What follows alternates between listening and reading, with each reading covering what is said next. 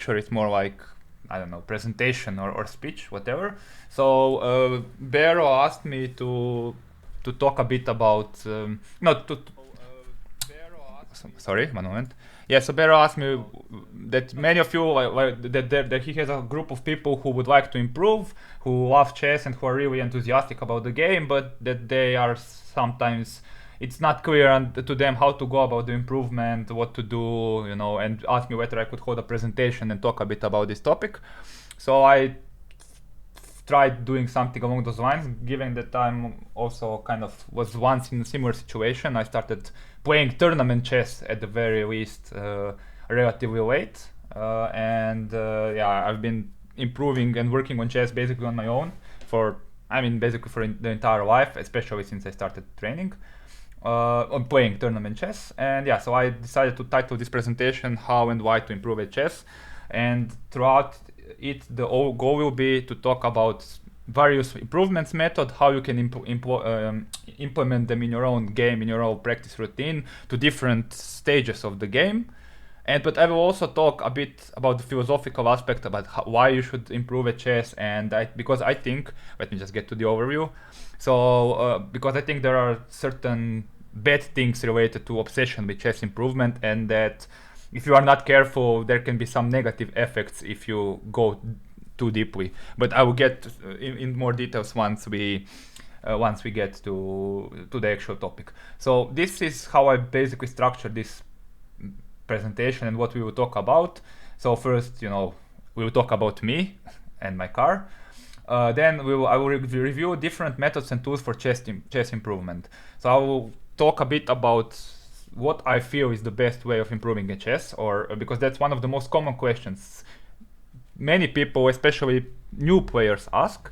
Then I will talk a bit about, I'll make an overview of available improvement tools and methods, which is I think very important, because today with the computers, with free resources, with paid resources, there's so much information and so much things that are available that it's very hard to navigate them and to figure out, okay, what is the best method, what should I use, what is worth the money, etc. One big point throughout my presentation, as you will see, will be the term of deliberate practice. I will explain it when we get to it, and I will also make an emphasis on how to implement deliberate practice in different, I will basically make a list of different chess improvement methods, and then give my suggestions how you can make them better by implementing deliberate practice into your routine. So I will also talk a bit about my own experience. How did I work at chess at various stages of my life? And then at the end of that first section, quote unquote, I will speak a little bit about how to apply those tools and methods to different aspects of the chess game, mainly how to study opening, how to study middle game, how to study end game, and how to, study tactics. I think I singled out 4 of them. And then I would like to wrap up things with a short philosophical note, or let's say personal note, because I think that is something that I see is becoming more and more prevalent in the chess world, and not only in the chess world, that there is this certain, that there are certain cons of being too obsessed with chess improvement and putting too much emphasis on chess improvement. So I think there are basically some hidden dangers of wanting to constantly improve your chess. I've quoted some few of them that I personally experienced on my own skin, that are unhealthy obsession, identification, escapism, detachment from the reality, and loss of fun and enjoyment. So that will be, I will go into greater detail in that part of the presentation. And finally, we'll wrap it up with some sort of Q&A, and where you'll get the opportunity to ask if, assuming that you managed to last until the end. That's what she said. Anyway, first of all, let me introduce myself. So I'm 28 years old. My name is Vjekoslav Nemec, for those of you who don't know me. I'm 28 years old. I'm candidate master from Croatia. I'm obviously from Croatia. My peak FIDA was, I think, 22 something, 22.2, and currently I'm at 2180. And as Bero mentioned prior to the class, my peak online ratings are all about 2600 in both Blitz Rapid and Blue at both lichess and chess.com. So I can classify myself as an adult improver. So I played the first official tournament at the age of 19. I think it was in 2012. Although I have to admit, it was not my first contact with chess. So I had quite, let's say, knowledge or experience playing online and studying chess before I actually entered the tournament. But still, it was officially I got my first rating at the age of 19. And apart from that, like I'm really like chess is kind of more of a hobby for me. I actually work in a chess company. It's called Chessable, and we will mention some of its products. Spoiler alert! And I have been quite active writing about chess on my chess blog, chessentials.com, which I will totally subtly and surreptitiously pitch here. Totally, not shameless self-promotion. So anyway, let's get started with the actual content. And the first thing I want to mention is to talk about is the best way of improving a chess. So apart from the writing on my blog, I also am quite active on the pretentious intellectual website Quora, where basically works on a Q&A concept. And over the years, one of the most prevalent questions you can encounter there is people asking what is the best way to improve at chess, like various aspects. Well, how can I optimize my training structure? What should I do? How can I be most efficient? Blah blah blah.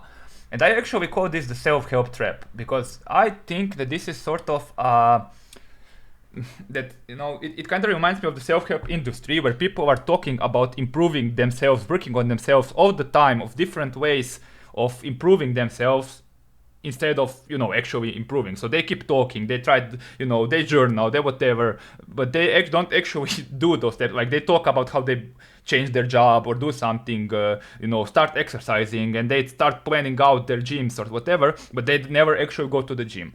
And I have noticed that in the chess world there is a similar tendency, where people are, contemplating making some sort of ambitious study regimens, scheduling everything and writing everything down, except for actually sitting down and doing those things. And I have kind of figured out that all these sorts of questions or contemplations about most the efficient way to improve at chess is actually another form of procrastination, where people are seeking for reassurance or for some imaginary best way to improve, so that they wouldn't have to actually start and improving. My best advice for improving at chess, and this is how, and maybe not only chess, is I quoted Nike and said, just do it. Can you please mute yourselves? Thank you. So basically, what I say is, at our level, at your level, at my level, and even at higher level of chess, it doesn't really matter what you do, or it doesn't matter nearly as much what you do, as much as whether you do it. So, if you are a top chess player, obviously you want to make your chess training as efficient, and you need to concern yourselves with various aspects of the game. But considering if you are adult with a limited time, it is A, not viable to be most efficient as possible, and B, you probably have gaping holes in number of aspects of your play. So if, for example, like if you just solve tactics, you even if you don't do it in an optimal way, you will notice improvement in your tactical and calculation ability, and you will also notice an increase in your playing strength. So my takeaway, like the first thing that I kind of constantly see with the students, because I also do some chess coaching with people, constantly discussing and debating chess improvement instead of actually doing chess improvement. Because if you at this point, putting the actual hours is more important than being concerned about how these hours are structured. Maybe when you get to a certain level or certain plateau, then you can start considering about optimizing the approach. But believe me, neither me nor most probably most of you are not there yet. Okay, after that motivational speech, I do want to mention that there are like three. I think I have singled out three key ingredients to chess improvement. The first one is deliberate practice. Deliberate practice is basically using your brain, doing it with the brain, and I will reflect on what methods are not using your brain, what methods of chess training are using your brain, and how you can implement deliberate practice to make some of the training methods more efficient and more fun. The other thing I pointed out, it is the so-called growth mindset. So I think this is a psychological aspect, a psychological term. So there are two types of mindsets: fixed mindset and growth mindset. And trying to develop a growth mindset in chess world is the best attitude you can have toward chess improvement. So for example, how does this reflect to chess? For example, if we are talking about rating, don't concern yourself about rating, but actually about the play, which is very hard to do. But I don't know, if you win, you are not delirious because of you won, and it doesn't only matter, but you still have the courage to reflect on your play. You are willing to try new openings, new ideas, change your play style for long gains, and basically being oriented toward learning and long-term goals instead of, I don't know, winning or just catching your opponent into one and the same trap all over the place. I actually have this book in front of me. I have singled it out. It is called Chess Improvement. It's all in the mindset. It was written by actually one of my co-workers, Barry Heimer, and Grandmaster Peter Wells. And the whole premise of the book, it is one of the best books I have ever read on the topic of chess improvement. And I highly recommend everybody because it is all basically about applying growth mindset and developing growth mindset in the context of the chess world. And it was really inspiring, whether you are a player, coach, parent, or whatever. I highly recommend it in order to explore this in greater detail. And last but not the least, I think fun is the crucial element, because if you are having fun, if you are enjoying studying chess, then it will keep you motivated and you will keep improving. Like, I don't know, many people think they need to have like optimized chess training regimen, and then they do some stuff they are either not enjoying or they are forcing themselves to do, and then they do it too much, and then they ultimately lose motivation because they are not enjoying it. Of course, if you are a chess professional, I mean, you can have fun all the time, but I think that up to a certain level, focusing on the fun part and enjoyment part, and also cultivating a mindset that will help you to enjoy more aspects of the game. Like, this is the way, I think, best way of improving your chess. Oh, okay. So that's after that digression. Yeah, another thing that I also want to mention. So in the next part, I will talk about various chess improvement tools and methods. But before we get to the actual concrete tools and methods, I want to mention that chess is a game that consists of two things: chess knowledge and chess skill. I have inserted this quote by a strong grandmaster, Francisco Vallejo Pons. Once, I'm paraphrasing him, but he once said that there are international masters who know more about chess than me. So much weaker players, but they know more chess. But the fact is that because he's a top player who plays a lot and exercises the skill a lot, he gets to apply that knowledge, and because of his practical nature, he is stronger even than somebody who knows more. So it is important to when you are thinking about chess improvement tools and methods, that there are tools and methods that develop either knowledge or skill, or sometimes both. But it's important to have that in mind while thinking about chess improvement tools and methods. Okay, so I would like so I have made this very lazy slide where I basically listed some of the methods and chess improvement stuff that most people do, and I have tried to categorize them in different divide them on the basis whether to develop skill or knowledge. And I will also talk a bit every now and every single one of them, and try to say my opinion about how beneficial it is for your chess. So first, let's start with playing blitz or bullet online. So basically faster time controls. They are developing primarily skill, unless you really like primarily skill. Like, any playing is basically focused on skill, although if done properly it can also increase knowledge. And in the context of faster time controls, as somebody who has a tendency to play 3 hours of blitz or bullet in succession without ever going back to reflect to analyze those games, I assure you those are not at all beneficial for the chess, or very limited beneficial, very not, or they can even be damageful for the chess because they develop bad habits. You keep repeating the same mistakes and you don't learn anything from them. I will get back to how you can do so in when I will talk about deliberate practice in the context of those two. So okay, playing rapid classical, like one of the most common advice to chess improvers is play a lot and play longer time controls, because in Blitz on Bullet you develop your intuition, you develop short-term skills like short calculation, intuition. You don't go deeply into the position, but actual chess is all about depth, concentration, vision, visualization, calculation, and you get to exercise and exert your brain to the maximum only when playing rapid and classical. So ideally classical, but once again you don't have that much time. Now once again, of course it's fun to play Blitz, but be realistic. If you are only playing Blitz, you will probably not improve that much, or you are severely restricting your improvement. Okay, so reading chess books, I actually think that is one of the best methods out there. It develops knowledge, but if done properly, it can also develop skill. And as somebody who has grown on chess books and who owes all his playing strength and basically, most of it to chess books, I'm a huge fan of reading chess books, especially if you don't have a coach, if you are self-learning adult, then chess books where somebody has actually done the work for you and are absolutely the best way. I will get to how to approach them and use them in relative to the various aspects of the game. Solving tactics and puzzles, I think this is one of the universally recommended methods to everybody, like developing your tactical vision, developing your calculating ability is, apart from playing, can almost only be done by solving tactics and puzzles. They ideally develop board skill because you calculate, and knowledge because you learn the patterns.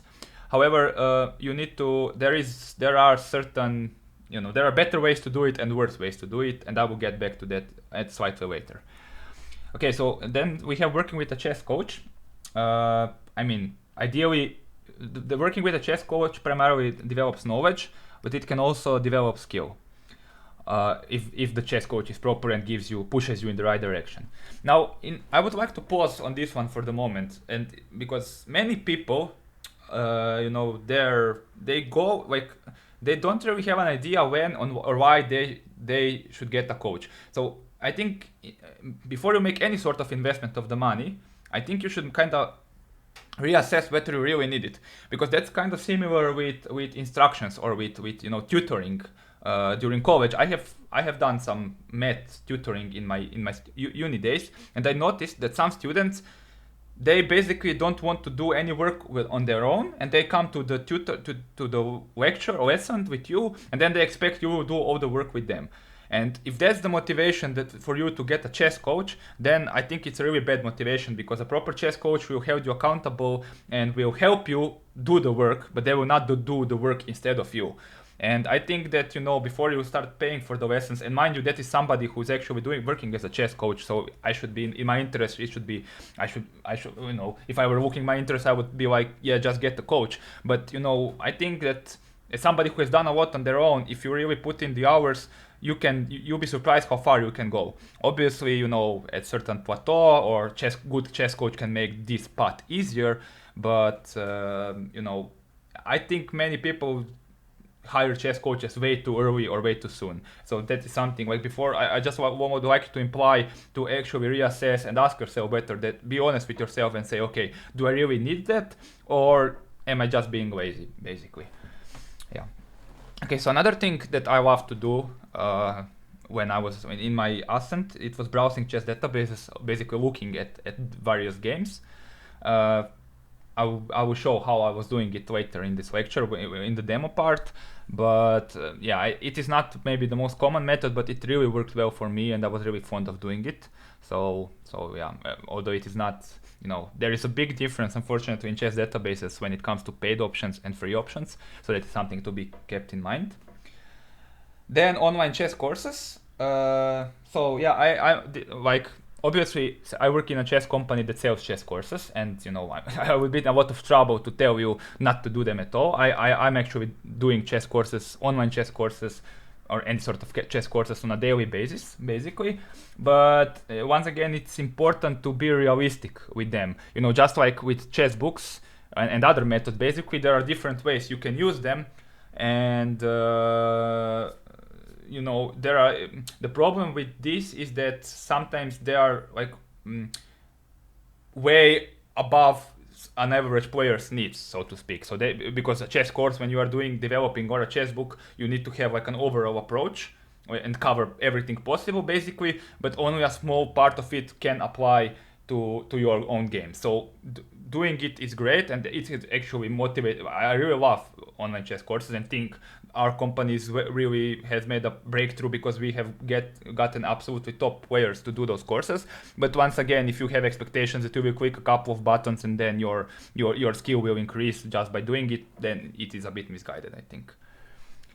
Anyway, so watching chess videos, yeah, they kind of develop knowledge, but by its nature, they are really, really passive and not very deliberate method of learning. There are certain ways you can tweak them and use them to make them more useful in a way. But I personally have never watched chess videos for a reason and then expected real improvement. I watch it every day, just like streams. I do it more for entertainment purposes. So, not to say that they are all useful, but more to either to entice myself or to hear a piece of information and then apply it in my own training, or to get motivated to do something. But I know as a pure learning tool, I'm a bit skeptical about their viability, to be completely honest. At least for an average player. I think that many of other methods for pure improvement are actually better. Okay, so analyzing your games. This is something that is once again unanimously agreed on as one of the best methods of improving. It is a bit challenging when you are a bit, at the beginning stage. And you don't know what to analyze. So if you're like an absolute beginner, and it takes some skill to know how to analyze your games as well. But I would want to point out that even as such a player, it is possible to gain something out of it. Although I think after a certain threshold, you gain much more about it because you cover your knowledge is much broader, and then you notice much broader things. So this is like an aspect where maybe a chess coach or a friend or a stronger friend can help to point out some of the weaknesses. And also I would mention here, and I will reflect back on that a lot of the times, be careful if you are doing it on your own and use engines. So that's not maybe the best methods. So long story short, analyzing your games, yes, but maybe after a certain threshold it is more useful. For example, after you become immune to basic blunders and essential tactical oversights, so to speak. So analyzing others' games, to an extent, there is certain saying in the chess world that says study the classics. So classics are old games played by old masters or world champions or stuff. So basically, as Isaac Newton said, we all sit on the shoulders of the giants. And I think I just butchered that quote. But basically, every top player out there studied the classical games in their youth, and they are very familiar with the rich chess heritage. And actually going through other games, like games of other players, especially if they are really well annotated, like if they have very good commentary that kind of explains you what is happening and why it is happening, it is a great way to boost your understanding and to study your chess. You can try doing it on your own. I will show some stuff how you can utilize it, but I think especially if you are just learning, that having that guidance either through a book or through an online chess course or through a friend or whatever, I think is hugely beneficial. And last but not the least, using chess engines. To be honest, I would almost recommend anybody up to a certain level not to use them at all, or to use them really minimally. I will talk about some of the dangers of using the chess engines later in this demo part, and I will also show how you can use them in a smarter way and in a right way, but still the whole usage of the chess engines goes against the what I said previously, against the method of deliberate practice and against using your brain, because chess engines basically force you to give up. They give you the answer immediately, whereas in reality you can try to use your brain and navigate it to find the solution. We'll get maybe in specifics at a later point, but I do want to emphasize, there are many players who are like, we call them engine warriors. They play a game and they are like, oh my god, I was plus 3 points 5 after the game, and that doesn't necessarily have to mean anything, because chess is played between humans and not engines, right? And yeah, I think you can severely limit yourself by adhering to engines and actually harm your game in the long run if you are not careful with what you're doing. Okay, so with that being said, I have made a very lazy slide where I have copy pasted the last slide, and I will try to explain how you can use deliberate practice in different forms, in different tools that I have just talked about earlier. So first of all, playing blitz bullet. It is a sort of a playing, but as I mentioned earlier, fast time controls don't make you go deep enough. They develop bad habits, etc., etc. The way you can try to make that a bit more useful is to actually make a habit of reviewing those blitz games. I find blitz especially useful for learning the opening, because throughout blitz you get the opportunity to play opening like many times in different games and face different responses, so then you can check your opening knowledge and see how you are dealing with the opening. But yeah, like, try to review those games, try to, because most people, what they do, they lose a blitz game and then go play another one and then another one, and then 3 hours later you are 50 rating points down and tilted as fuck. So be careful when you are doing it, and yeah, try to be smart about it. It will still not be the greatest chess improvement tool ever, but at least you can get something more out of it if you do it in a smart way. For bullet, it's a bit far-fetched, but even there you can at least check the opening phase and treat it actually as a serious game. Maybe track your performance, limit your number of games of the day or whatever. Like, take it seriously and try to review the games. Now, obviously, we are talking about ideal world. There is nothing wrong in just having fun, and that is a concept I will get back later. But if you want to improve and you are serious about it, then it is a thing that can be worth mentioning. Playing rapid and classical, try to do the same, but also try to analyze the games yourself. Try to write down your thoughts. I always say to my students who I'm coaching, please write annotations to your games, because putting your thought process in the paper and then comparing it to I don't know, either a stronger player, an engine, or whatever, or your opponents even, like, just getting that feedback, reviewing what's happening and taking it as a learning opportunity is hugely beneficial compared to just playing one game after another or not reflecting them at all. When it comes to reading chess books, you can read it by only going fastly through it, maybe not following completely what's happening on the diagrams, although it depends on the book. So if you are having trouble, you can be more proactive when reading chess books. I used to set up every position from a book in the board, especially when I was lower rated, and actually play through the games. It did increase the length in the time that it took me to read the book, but then again it was more beneficial. And yeah, in general, like, try to, if you want to go really hardcore, then try to pause at diagrams and try to guess the next move yourself. So there are different ways you can use them. Of course, some of them are more time consuming, others are not. And reading chess books in its own is, let's say, much more beneficial than playing blitz bullet. But if we are talking about optimization of the training and the method, then there are ways you can make it even better. Solving tactics and puzzles.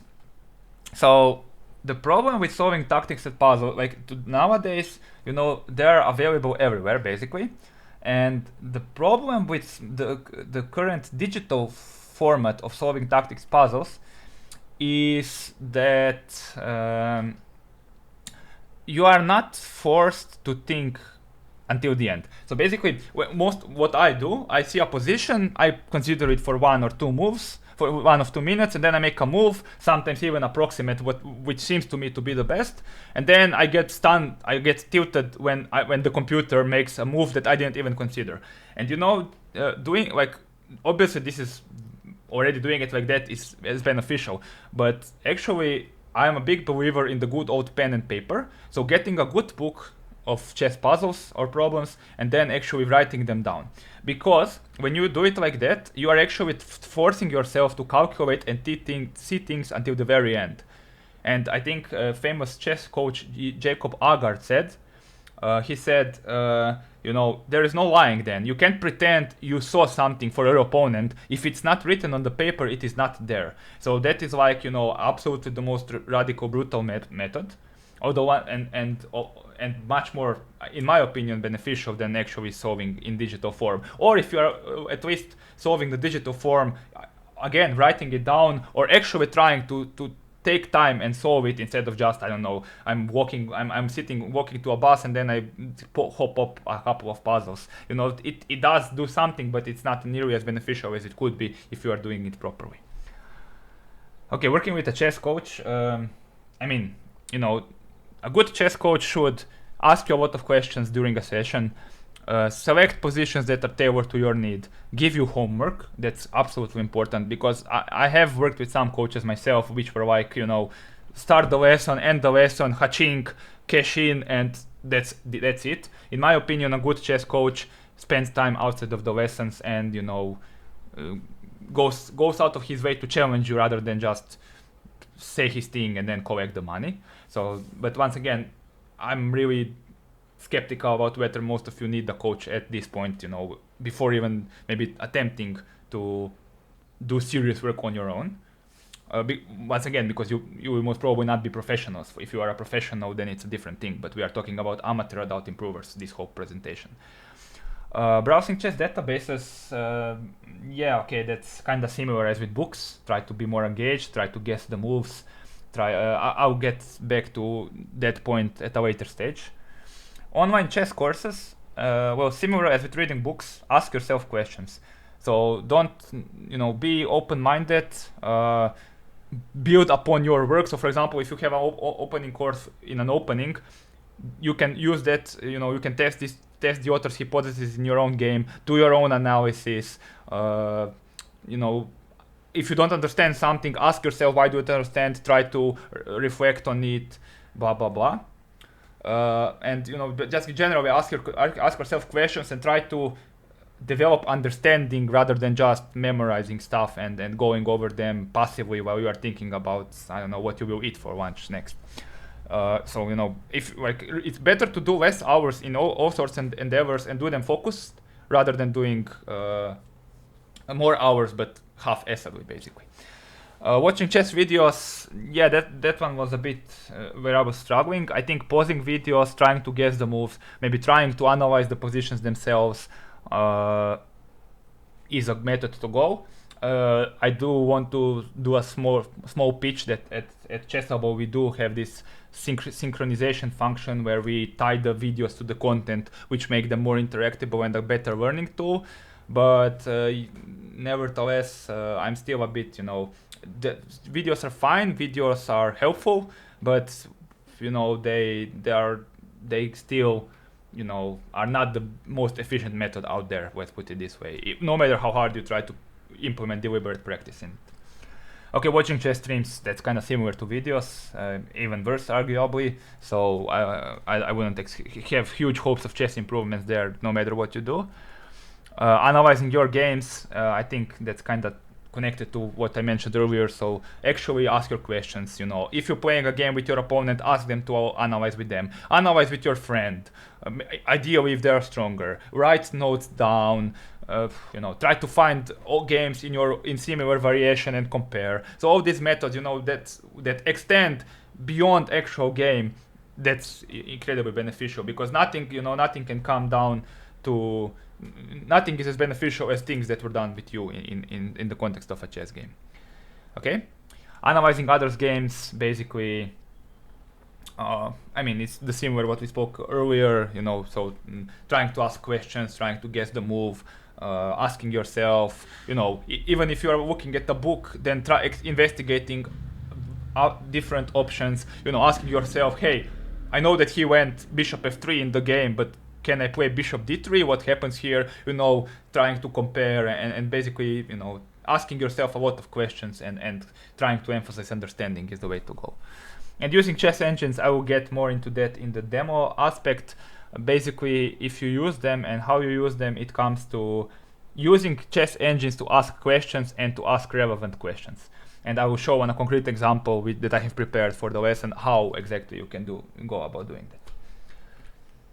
Okay, so with that being said, I would like to talk a bit about what I used to do when I was like improving, or how did my path look like.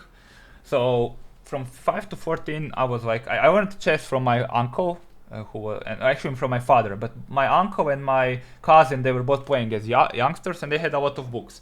So, you know, I would, when I would visit them, I would go play against them, but at some point I got very much interested and I started reading chess books. I can't say an exact number that I read in those years, but I think that until year 14, I must have surely read 20 to 30 chess books they were basically elementary books, you know, not particularly good ones, but I did read them and such. So then, when I was 14, I stopped. I was training table tennis and playing the piano, and because of the World of Warcraft, I stopped doing everything else like any other normal human being would. No regrets there. But then, once my World of Warcraft subscription expired and I didn't renew it, I was stuck with. Suddenly, found a lot of time to on my hands. And then I got back to chess, and basically I continued reading a lot of books. And I think this was the first time where I started playing a lot of tactics, solving a lot of tactics, and I was playing a shit ton online. I was playing on Chess Cube, which is maybe an ancient chess server. I did analyze some of the games, but it was also a lot of mindless playing, you know, doing stuff and not really improving. But that's my point. Like, even though I was doing it way unoptimally, I had no idea what I was doing it. Because I was doing it and because I was putting sometimes a lot of hours, like pure mechanical hours, I was able to get some results and get something moving. Then when I was 19, I actually got into tournament chess after I met, I was into the quizzing scene for a while, and there I met one chess arbiter, and I asked him, hey, are there places to play here in Zagreb? And he pointed me at a couple of tournaments that were held on a weekly basis. Although I have to mention, two of them don't exist anymore, which is a real pity. They were great local weekend tournaments, blitz tournaments mostly. But then I basically started to get more and more into chess. I entered the chess world, made some acquaintances, joined a chess club, and actually started playing in the tournaments. And this was I think this was the period of the time where I worked the most. So I think I mentioned earlier that I sometimes didn't work at all, but back in my uni days, during some summers, I used to work like crazy, like 6 to 8 hours a day. Once again, it was probably not as optimal, and one could make an argument that with all the time I have spent on the chess, I could have been even better, but still, you know, it did get me to some level, and more importantly, I was enjoying it so much that it kept me playing. Like, it kept me involved. I was, you know, there was the feeling of novelty, and I was purely enjoying playing and learning and going to tournaments. I was completely into it, right? However, at some point, and this is one of the dangers that I will reflect later, I made a very bad thing. I started to having expectations out of myself, and I started being obsessed with improvement. So the thing is, you know, the higher you go down the rating scale, the more difficult it gets to improve. And at certain point, it's easy to get discouraged. And when I got a full-time job in my previous company, I'm an electrical engineer by the nature. I was not in a good place. I wasn't happy at that job. I was trying to get this chess blog and chess career going. And I don't know, I was kind of lying to myself that I'm working on chess or doing something, but I actually wasn't. And I was in this conflict where I wasn't putting enough hours, but I was actually expecting that I would still continue improving, and obviously that doesn't happen. And when I went to one tournament which ended in a really bad result, I was completely discouraged. I was completely lacking motivation, and this was like a very dangerous trap that I fall into, that many players fall into. Like, I was recently talking to my friend, and we were at a tournament, maybe not recently, some time ago. We were at a tournament, and we were watching two like old pensioner guys, you know, shouting, like, trash talking each other, leaving pieces left and right, and actually just playing a game. And we were looking at him at them, and then looked at each other and said, "Hey, do you remember when we used to enjoy chess like that?" And he was like, "Yeah. Now we passed 2100 and we will never do it in the same way." And I mean, it is a bit of ironic, but this is really tricky aspect, and I will get back to that later in this presentation. But having expectations and being only obsessed with improvement instead of forgetting what it's all about, enjoying and learning and fun, it can have catastrophic consequences. And that's what happened to me, like a combination of many factors.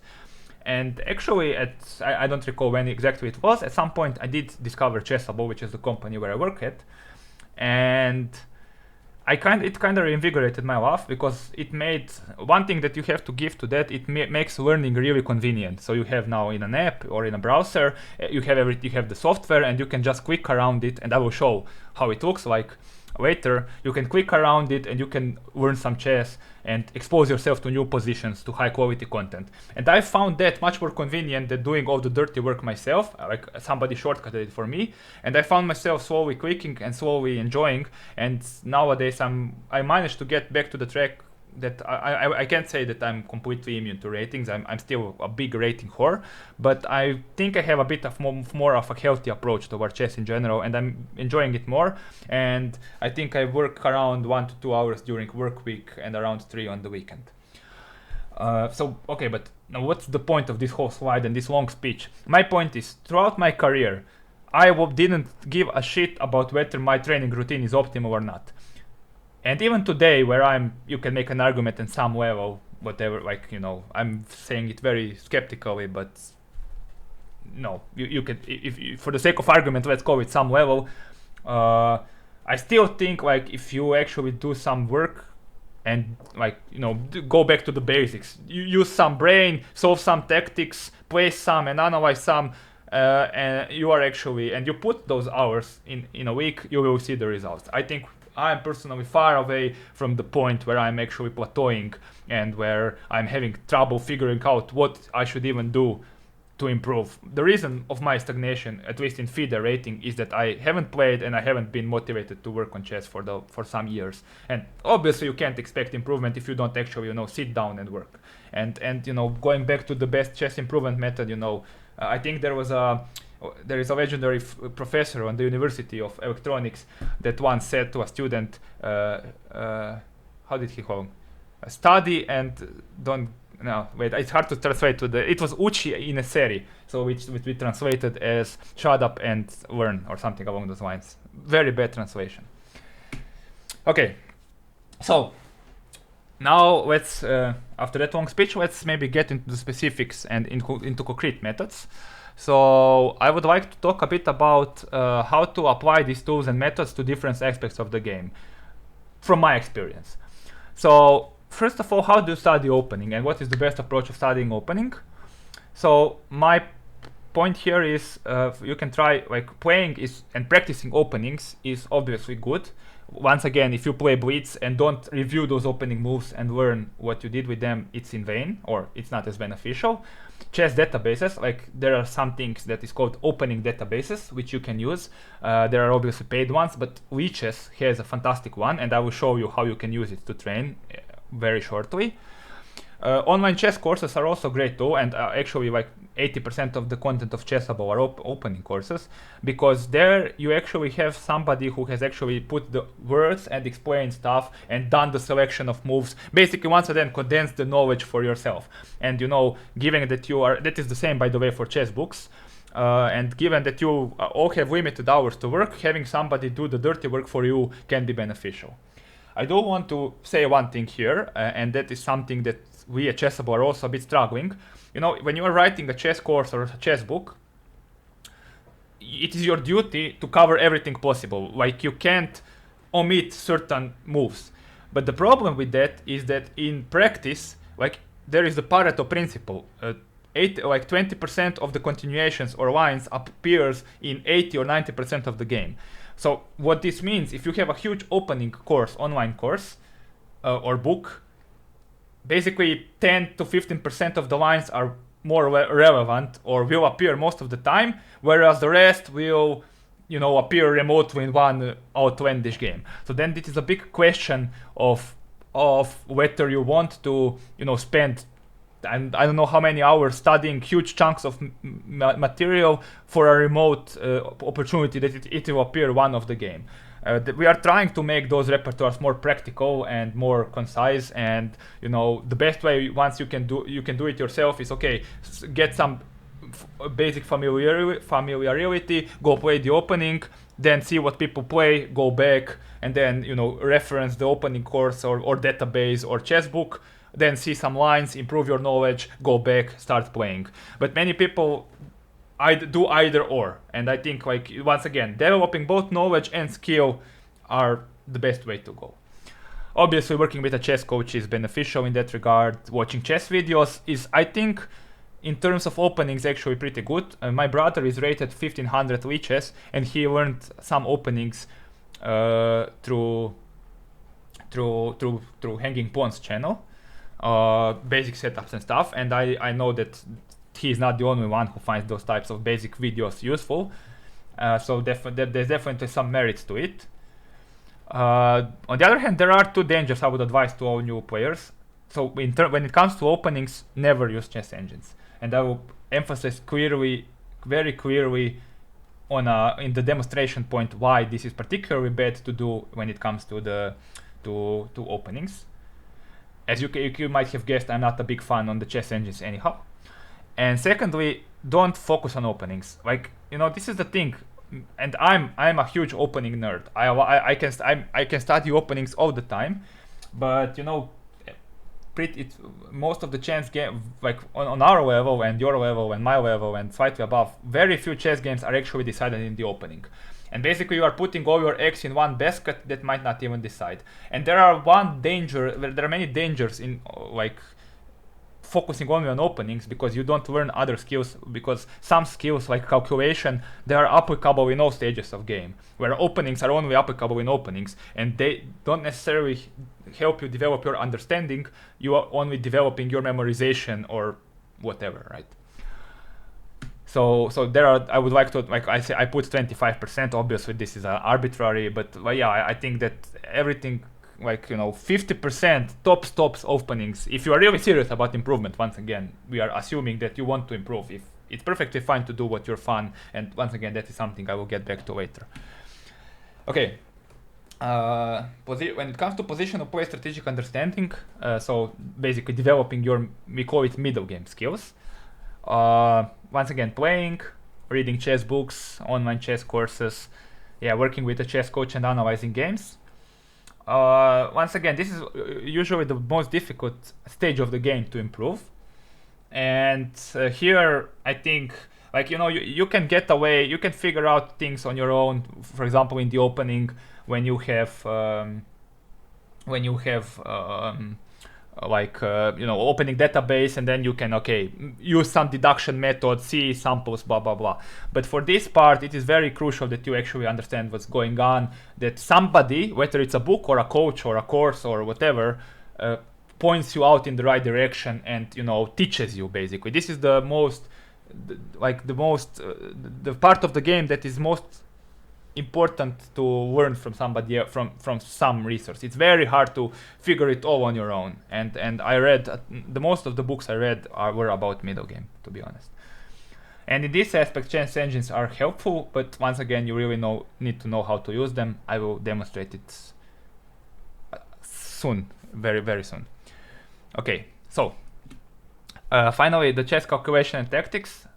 Once again, playing, there are basically only two methods: playing and calculating during the game, and solving tactics and puzzles. And once again, as I mentioned earlier, in relation to puzzles, I prefer chess book. Like, chess books are really really really good method, because they have better selection of puzzles.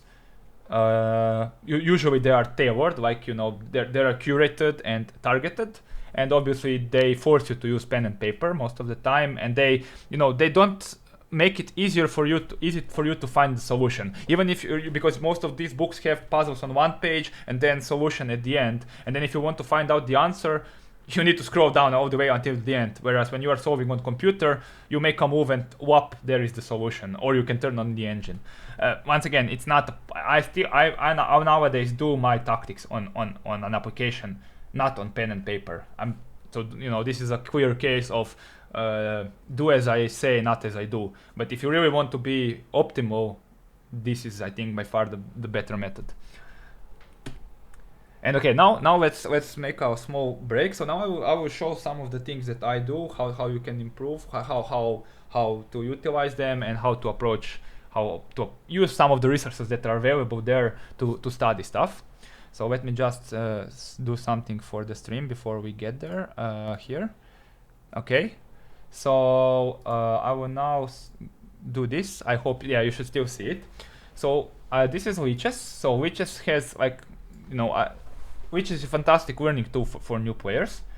So first of all, I will try to demonstrate, so lichess has the engines. That would try to demonstrate why you shouldn't use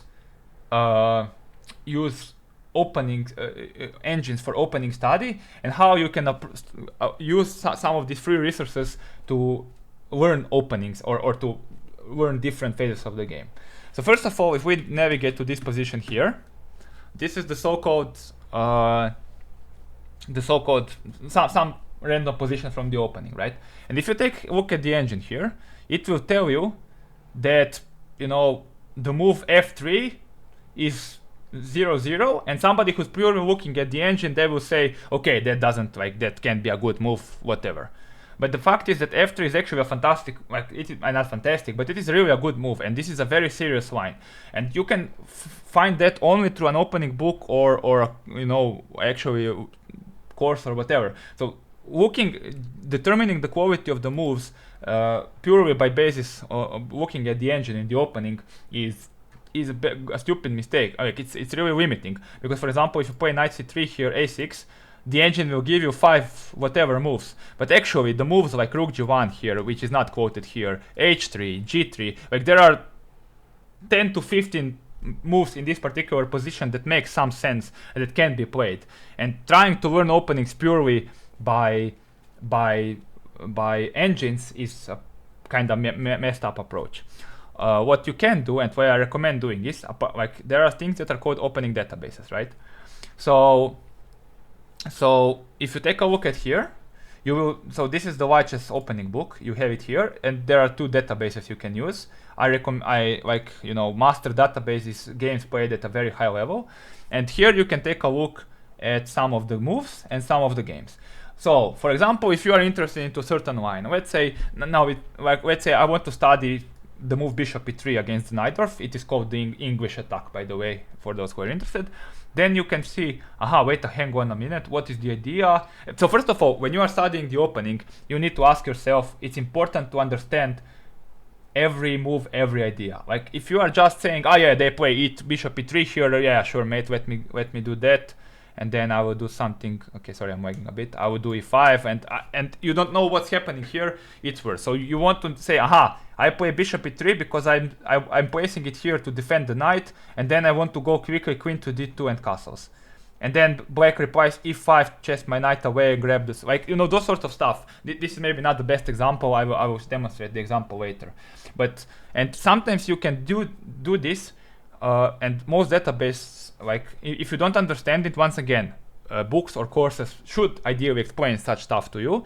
So you can try deducing it by looking at some of the games. Like for example, you navigate to a position, and then you navigate to a certain position, whatever it is, and then you are like, okay, wait, let me see how Caruana Fabiano handled this position. Okay, so he castled here, and he played g4. What is the idea of g4? He wants to play g5 and continue with his knight attack. Okay, wait, he allows him to play b4. Why is that so? And unless you ask yourself these questions, and you're like, if you go quickly over this stage, you can easily miss important details. Once again, ideally, in a good resource or when working with a coach, he should be the one to tell you this stuff, right? that is how you like. It is important to ask yourself those questions. Like for example, another example is and this is something that I only realized here. Like I know here that after f3, e5 is the move, right? And I was like, okay, that makes sense. But then I asked myself, but hang on a minute, why is this not like they usually play a6 here? This move e5 here is not a possibility. And I was like, hey, hang on, wait a minute, why? Wait, bishop b5. Okay, bishop b5. Okay, and now if he plays bishop d7, I take, and then I play knight b3. Still not completely clear to me what's happening. Let me go back and compare. What if I go knight f3, and now if I play bishop b5? Okay, what's happening? Why is it so different? Because here I have played f3, and there I had the knight on c3, which fights for the center. And this makes a big difference. And okay, this is maybe something that you are not able to do on your own. I mean, it is maybe, but I'm trying to emphasize method of comparison, asking the right questions, trying to, be absolutely clear why certain move is played in the opening, and then using these databases, then using sample games, and ideally something that's annotated is a decent way to go. So another example, for example, is if we go here, like if we go to check the tabia of the Ruy Lopez, and you are like here, okay, they play a6, and you are like, hang on a minute, can I just take the pawn? And then you realize, no, because queen d4 is played, and I win the pawn and the piece. I get it. So and then it isn't really good. So those sorts of stuff, like and sometimes these answers are obvious, sometimes these answers are not obvious. But unless you ask yourself what is happening there, then it is it is not ideal. So how I study openings these days. Let me just do this. I don't know if you now it doesn't want to load. 1 moment. So currently I'm studying Grunfeld and Neidorff. So this is how it will look, for example, in a course. Like, okay, this is a specific software, but this is how a certain variation will look in a course. And I'm this. Please don't take this as pitching of chess about this. So you will have some commented lines, and then you will understand that to give context to each of the move. So for example, and then in this particular software, there is an extra benefit where you can actually, when you are asked to memorize this stuff, which is once again sometimes it can be a bit too some of this stuff. Like I have been learning this stuff a lot, but it is not. It hasn't. Okay, whatever.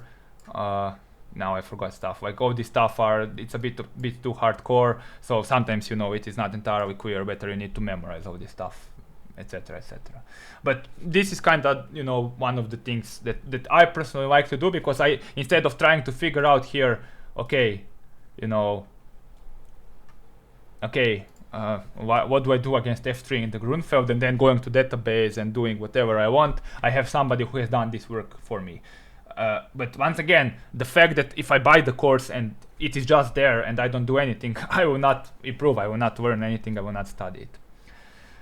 Okay, so going back to this is like small context about how you can go about openings, and how you can use some of the tools that are available out there for that. It's very similar for endgames. For endgames, you also have like courses, you have problems, you have books. I think for endgames, doing it with books or courses like end playing, there is no substitute, because endgames are a bit tough. I would want to point out one thing, how you can actually oops, let me just hide this so that you don't see it. So let me just emphasize one thing, how you can actually approach, let's say, improving your middle game. So as I said earlier, you want to have a deliberate practice method, and one of the important things why you are doing is you are basically wanting to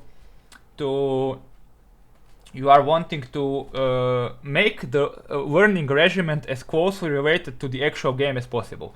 So you basically want to replicate tournament conditions in your own training as closely as possible. That ideally, and then you And then, you know, because obviously, you know, if training is similar to the actual game, then it's the best training.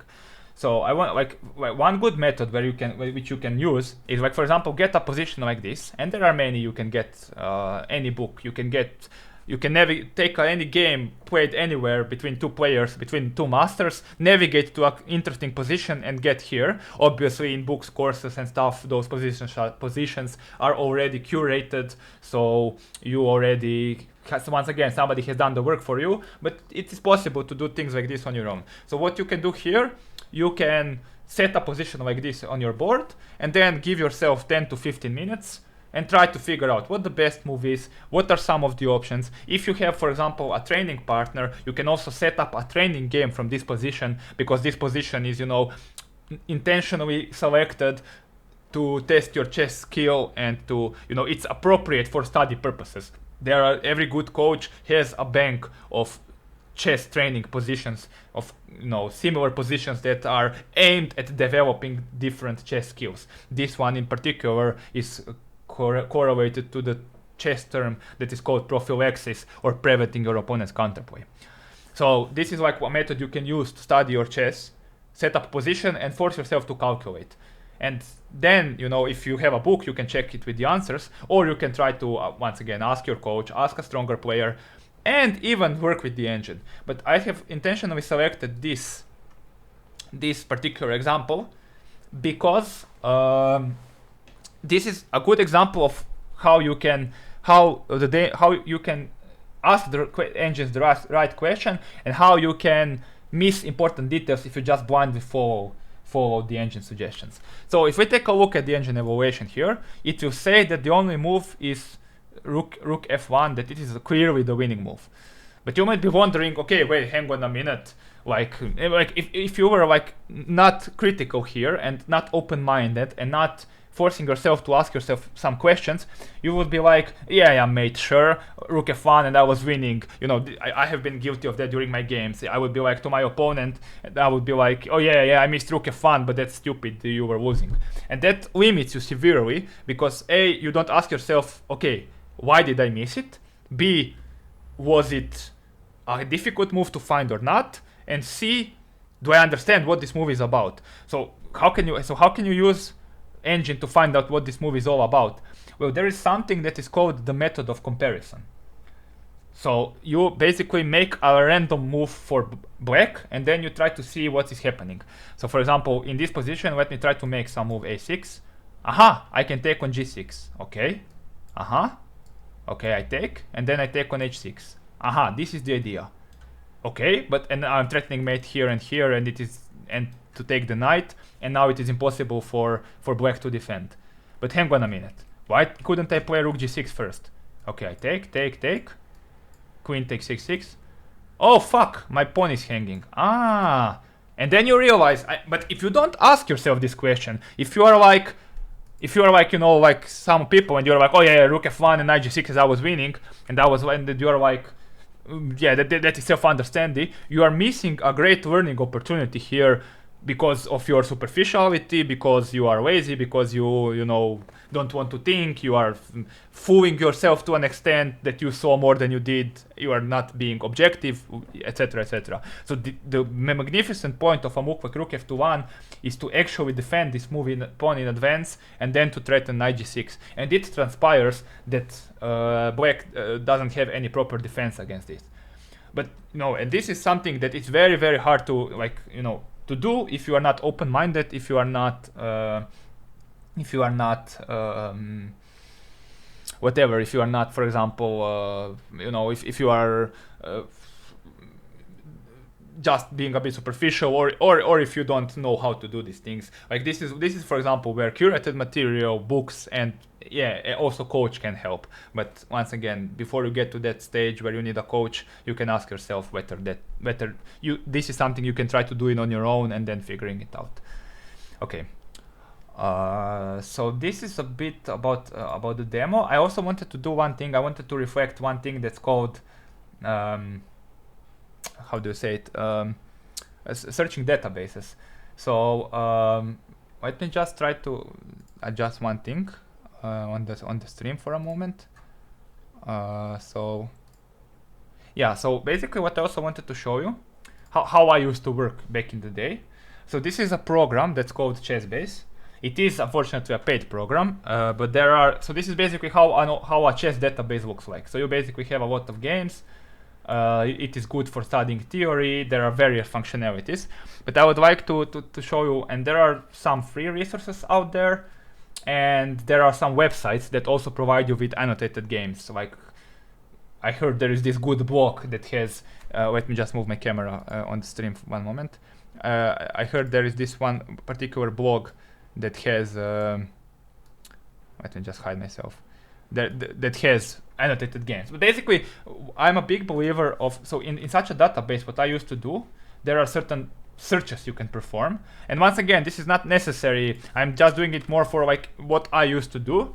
And there are certain searches you can do where you can get, for example, some of the games that have some text, for example. Okay, this is not the best text necessarily, but like there are, you see, okay, there is this French text. Okay, let me please find one normal game where there is some normal text. Okay. Okay, I will not. I will not be able to find one now, of course. But this is like, you see. Okay, this is something in French, but there are games in English. But basically, this is like, once again, summaries or resources you can use where somebody has done the dirty work of putting in the comments and providing you with the opportunity to learn on, you know, to shortcut your learning in a way, and to learn from benefit from somebody else's work to an extent. Let's put it like this. I know there are some websites. I know that website chessgames.com has a huge database of annotated games. Books are once again fantastic resource. Once again, ChessBase is probably a bit too overkill for somebody just getting started, but I'm really big fan of this program as well, and it is actually an essential tool for any chess improver. But yeah, like also on lichess, if you go on lichess real quick, okay, let me just get lichess back. If you go to lichess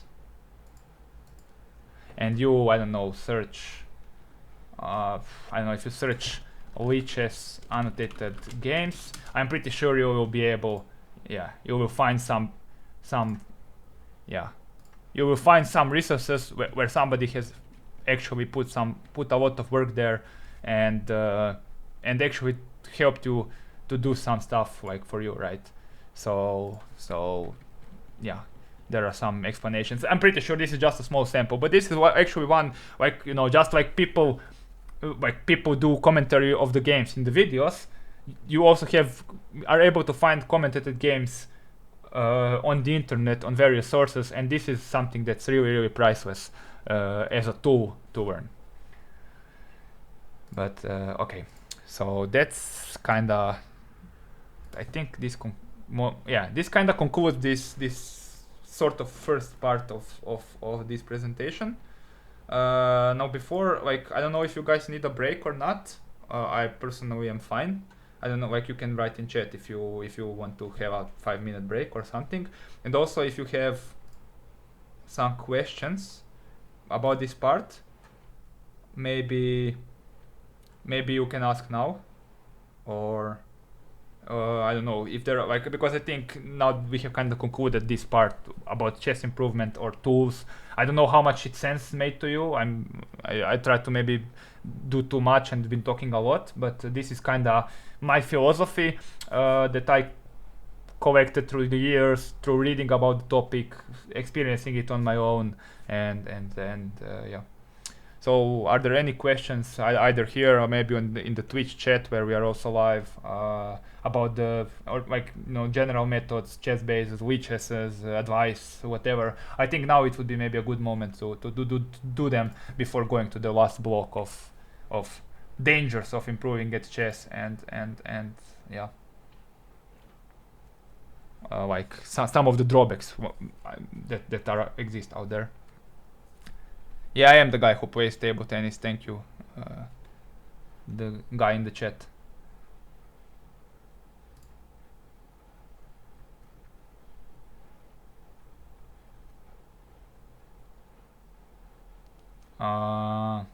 What do I think about arrows? What do you mean when you are playing and drawing them in your own game?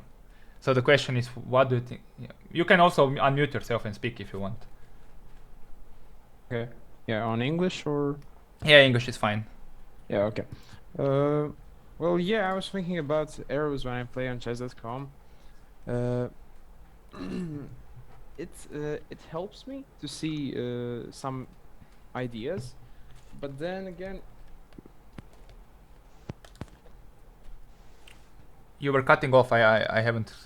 sorry. Well, it is helpful in my opinion to use arrows, right? But then I'm not used to visualization of in the game. Let's say over the board, I can't draw arrows. Mm-hmm. Yeah. So, what do you think about them? Should we use them or? Well, I mean, you kind of answered your question here. You are not, as I said earlier, once again for optimum or for ideal world, especially because there is a difference playing online and not playing online.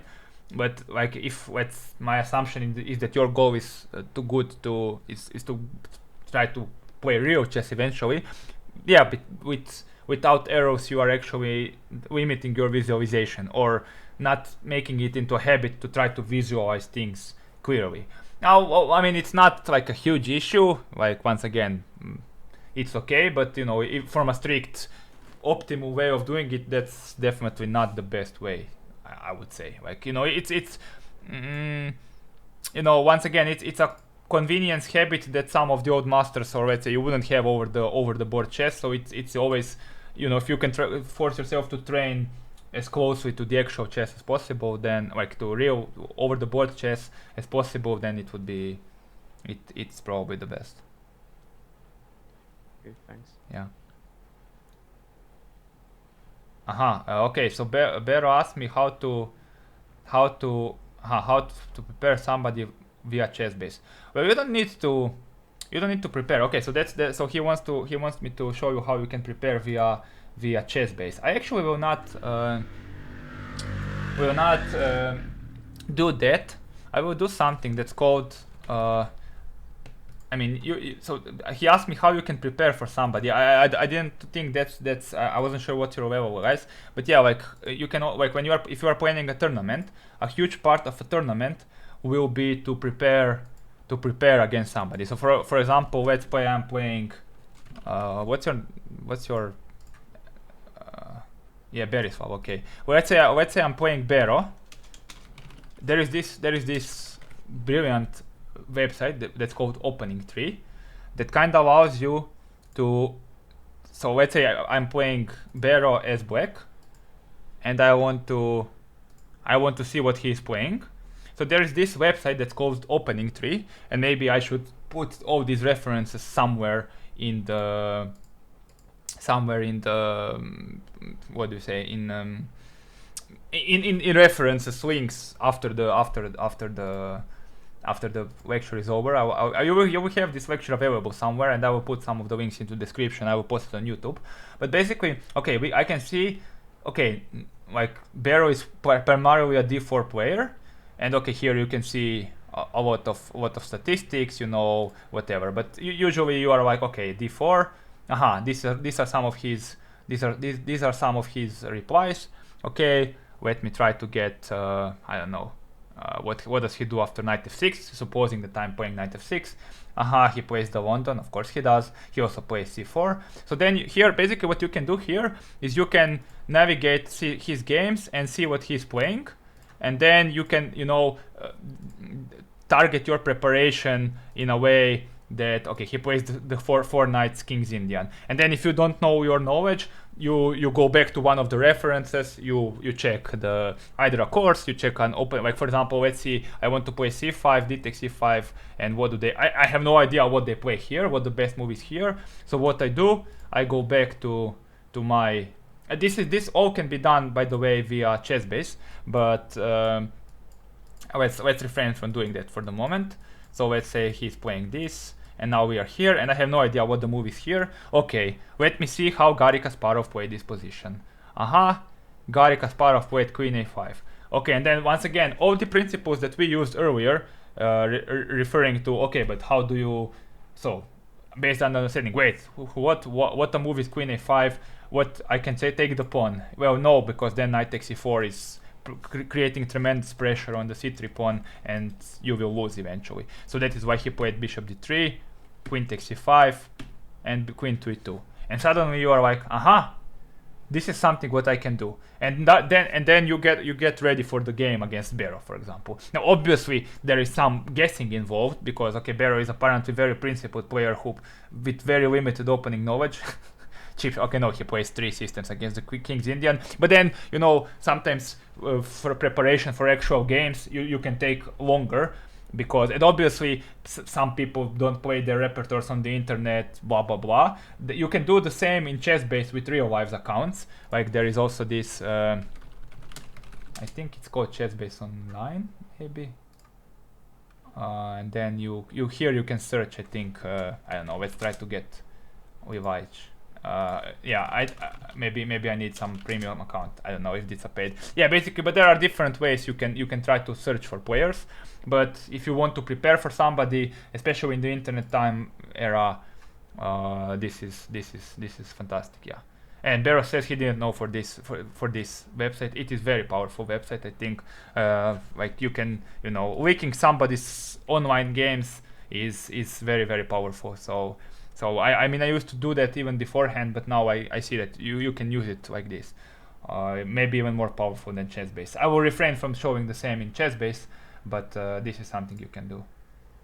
Once again, I don't know how relevant preparation will be for you for some time. I honestly don't know what your average strength is of the chat, but it is it is fun to do, and there are some mind games guessing what your opponent will do. I nowadays prepare heavily for my games. And even from the psychological aspect, being comfortable at what you will play is also very very nice. Okay, I would also like to recommend there are some podcasts out there. Like there is this chess improvement movement is actually very very growing and very large. So like especially with adults. So there are some resources designated to that. One great podcast is Perpetual Chess Podcast, held by Ben Johnson. So they are really dedicated to like that. He has dedicated series of topics where he has adult improver guests and where they talk about their experience. So people who have made rapid improvements as adults, and then they say. Okay, they talk about different methods. They talk about what they did, how they improved, and they have like a regular series with book recommendations and a lot of this stuff. He has also launched a podcast sponsored by Chessable on the topic of chess improvements, where each week I think they cover one dedicated topic and they talk about, I think the first one was how to avoid blunders or what to do to avoid blunderings. So once again, there is a lot of knowledge out there, a lot of resources, but I mean ultimately, it's fun to listen and to think about them. But if that's all you do, then it gets, if you don't actually do anything, then you can't realistically expect the improvement. We have a question from a Twitch chat which says, how do you deal with the demotivation that comes when you realize that the higher a rating gets, the more time you have to spend to stay at the same level or grow further? Yeah, that's a good question. I don't know how exactly I do it. I'm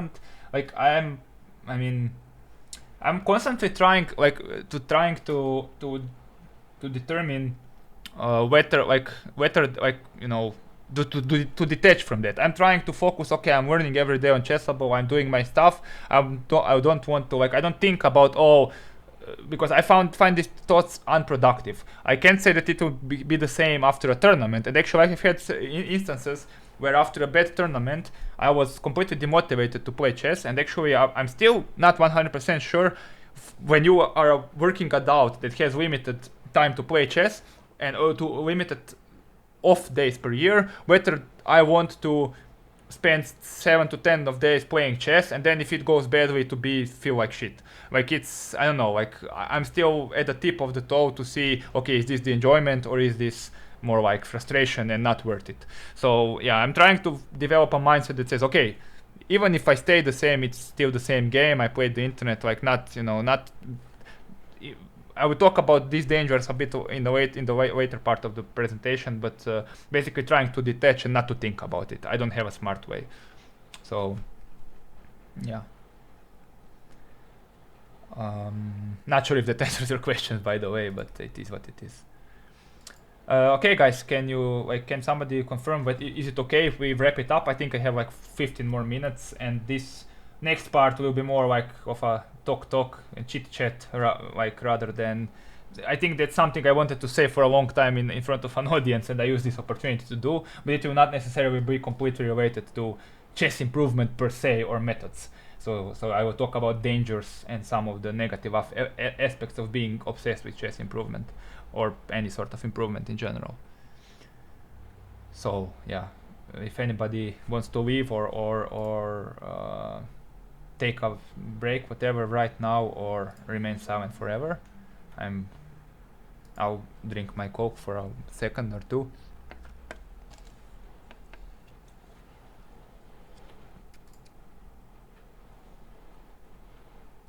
Okay, I'll take this as a no. The silence is deafening. Okay, so let's continue. I think I have okay. Oops, didn't want to do that. I think I have a couple of more slides, so it will not take too long. It kinda I was aiming for 1 hour anyway, and I kinda passed it, or 1 hour and a half. So I will not keep you any longer. But I would like to talk a bit about these negative effects of improvement in chess. I actually was planning maybe to open with this topic, but okay, I decided to keep it at the end, because one thing I have noticed lately in recent years is the so-called improvement trap. Like many people, like there's certain movement in the chess world, chess community, where many people announce very ambitious, very large improvement goals, which are very ambitious, to put it mildly, or completely realistic. And from what I figured, many before they even start improving or working before they ask themselves how to improve at chess, I think many people fail to ask themselves why to improve at chess. What does chess mean to me? What do I want to achieve? Why am I doing it? Because I have a feeling that many people are studying chess or wanting to improve your chess for really bad or wrong reasons. Like some of the bad reasons I listed there. How to beat other people, to prove they are smart. Doing it purely for the rating or social recognition, to win money, to make myself feel better about myself. It might seem funny and pop psychologically, but people do that. And once you deeper in the chess world, you see these trends that I kind of summarized. And I will be the first one to tell you that I've been prone to many of these problems, and that's why I'm so cautious to advise everybody to because I think it can create a lot of pressure, and it can go obsession for chess improvement, and any sort of improvement can go from a very wrong place in life. So I would like to usher you to think a bit, whether you want to spend God knows how many hours in the next 10 or 20 years to do something. Try to have this sort of honest conversation with yourself, maybe prior you go down that road. So yeah, I don't know, because I feel worthy when I'm good at something, proving to other people something, there is also this I always have to improve thing, and all this. What you will notice that all these many of these things are extrinsically motivated. So many people do it for external reasons, especially at a younger age, and I think it can have a very negative long-term consequences when it comes to your contention with yourself. I will show some examples I mean, this is not necessarily true only about chess. It is basically true about any hobby. I know people in table tennis circles in Croatia who literally spend unhealthy amounts of time on table tennis. You know, they turn their hobby into life. But for some reason in chess, it is especially easy to do, kind of like in video gaming, because it is always available and it is very introspective, very kind of, quote unquote intellectual and egoistical. And I don't know, I have seen many people who don't have healthy attitude toward the game over the years. And I would kind of I wanted to do this thing to also usher the warning sign that I don't want you to become one of those. And it's very easy to become one. Believe me, I've been there and probably still am there in many ways. I remember, like, for example, there is this quote unquote troll Twitter account, and he put a tweet where he said, okay guys, I couldn't find the tweet, I wanted to include it here, but he put something like, this may come to surprises you, but it is perfectly okay to play just for fun and not improve. And you can't believe how many people got angered with that. Like, people got the thread was so nasty. They said like, yeah, but if you are not improving, you are not alpha male, you are pussy, only losers say that. It was really horrible to read those comments. And he kind of said, yeah, thank you all for proving my point. It is perfectly okay to just, like, as I said back earlier in the presentation, when me and my friend watched those two elderly guys playing and enjoying and commenting, oh, we will never enjoy the game as much as they do. The question is, who is the fool, us or them, right? So who, and I mean, I just wanted to think a bit about this aspect as well before you are like, especially because I've noticed this trend, and this kind of, Bear also introduced me, oh, he's a 2600 rated player on lichess, and people refer to each other colloquially as 1800s, 1900s, whatever, as if this rating has some meaning or determines the worth of a person. And many people, me included, very much connect their worth to the person. Like, I isolated their worth as a person, they connect it to the rating they have. I have isolated this example from Quora. You have millions of permutations of similar question. I went from 1000 to 2000 in 3 months, am I good? Reeking of insecurity, reeking of the need for validation and for somebody to tell them that they are indeed good. And I think a lot of it is unhealthy and not beneficial. Like, that's not a whether you want to play chess long term or not, or just be content with yourself. I don't think that can be good in the long run, to be honest. I will show you some of these examples what you need. So some of the dangers that I have seen: unhealthy obsession, right? So it's very easy to get lost into chess. I have personally spent so much time, and it wasn't all in a good place. Like, often I have to admit, I spent several all-nighters in my life playing chess the entire night.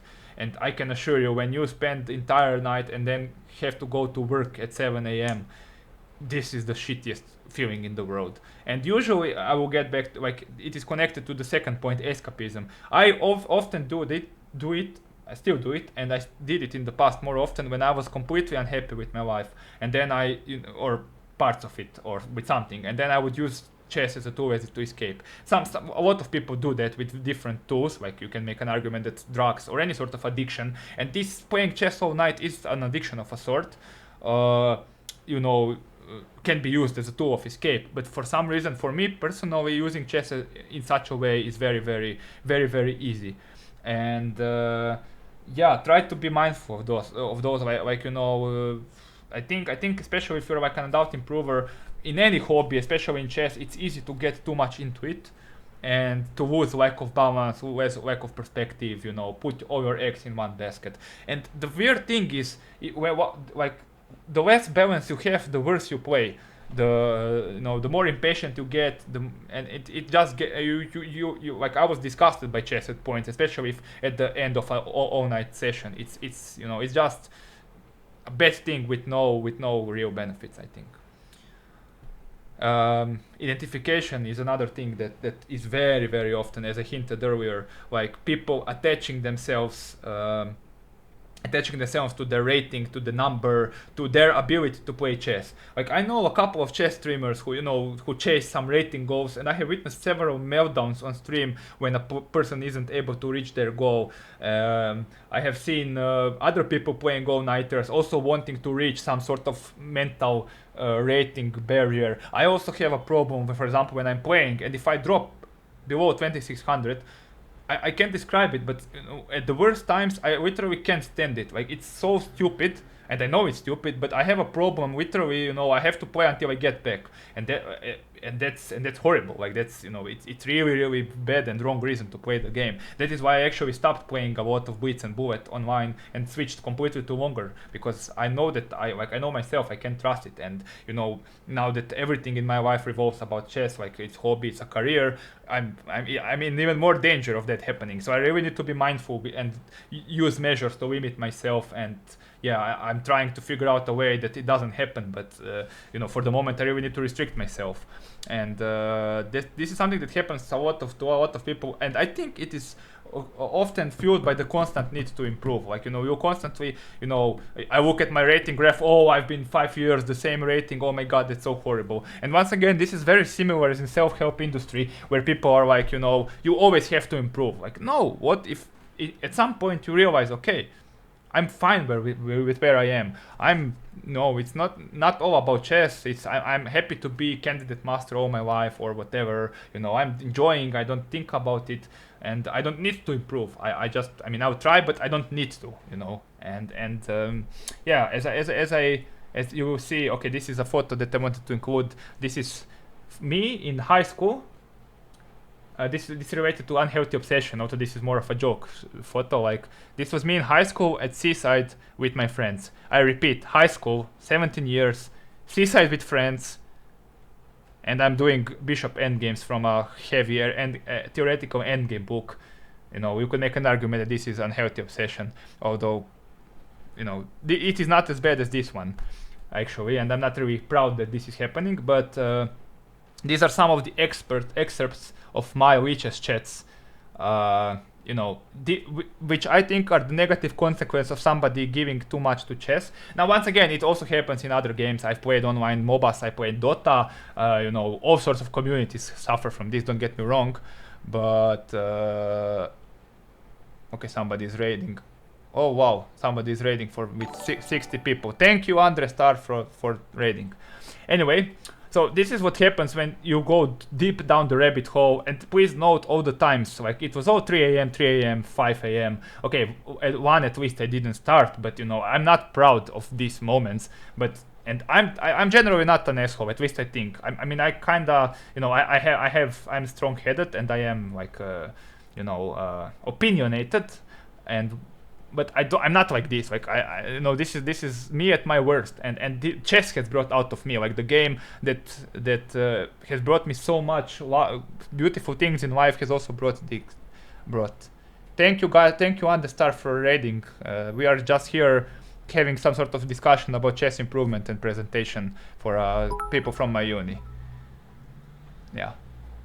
Okay, so anyway. Yeah, so another thing so I think this is the last slide. No, okay, not the last slide. So yeah, one other danger, like what I have seen, people, like as I mentioned, there are many people I know, like this YouTuber who makes Road to GM series. Many people who are like 1700 and they announce everybody they will become international master. And I don't even want to decide. To determine whether these things are possible or not possible, realistic or not realistic. But I think that these are put very much pressure on yourself if you do it like this. I think that, and often they have to do with what we spoke earlier, trying to prove a point to somebody else. So instead of that, I think that setting like a different type of goals, like, instead of focusing on rating titles or whatever, you can tailor goals so that they are more tailored toward intrinsic motivation. So learning or trying to make different measurable goals that are not so much outcome dependent but process dependent, because I think that once again I have seen a lot of people being severely disappointed. I can and besides these sort of ambitious goals, they don't make you as much as not as much happy as possible. So, for example, by the way, thank you for the beats. I don't know what's happening and why I got the raid for this, but thank you so much. I'm humbled that people got the screenshots where I was showing my troll personality. So what I wanted to say here is like I play table tennis as well, and for many years, I was trying to get to the highest rank of the Croatian league. I trained like crazy, I really did it all, and then I was lucky with the team, and due to my better team members we got there. And first of all, I was completely empty when that happened, and second of all, when we qualified, it turned out that this was the worst year of my year because I was not enjoying table tennis. It took too much time, the league was too strong for me, and I just started resenting table tennis and realizing that I don't want to spend that much time on it, and that all last years I actually spent too much time on it instead of, I don't know, hanging out with friends or something. So I think this is maybe not necessarily chess related, but in general, setting those kind of goals, I think you really want to be careful how you do it, because if you do it too ambitiously and wrongly, and you are strictly focused on it, then it can have really bad consequences. So or negative consequences, and lead to massive disappointment, bad feelings, so much pressure on yourself, especially, for example, when some things are outside of your control. For example, people who wanted to gain 1 year of 100 rating in 2021 with COVID, they couldn't play, and it's not. I think this is just not ideal. I thought I would make more sense in this part, but okay, it is what it is.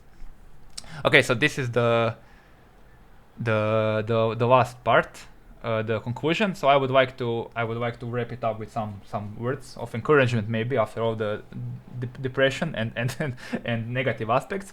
So yes, it is never too late to start and improve. One of the very common questions is, okay, I started playing with 19 or 17 years, can I improve?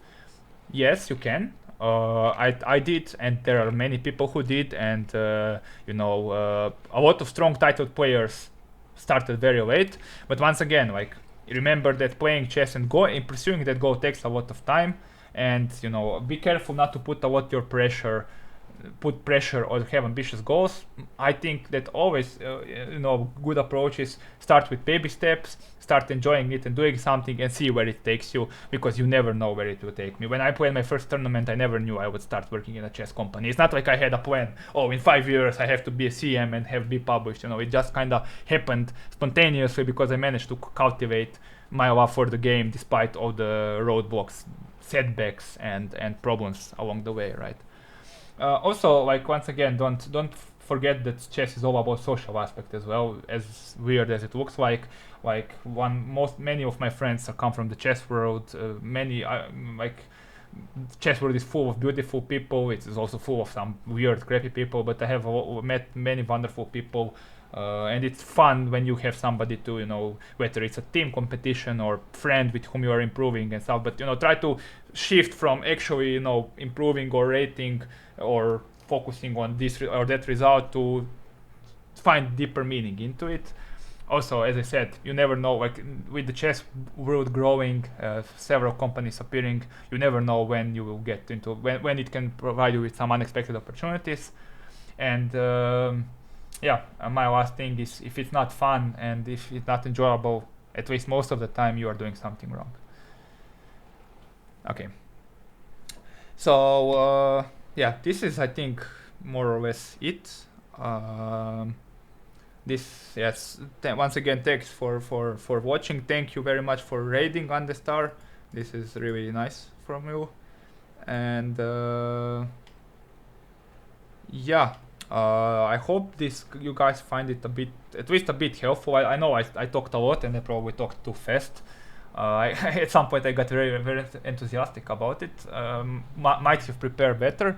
So any feedback on this presentation is also welcome. And also, if you have any other questions,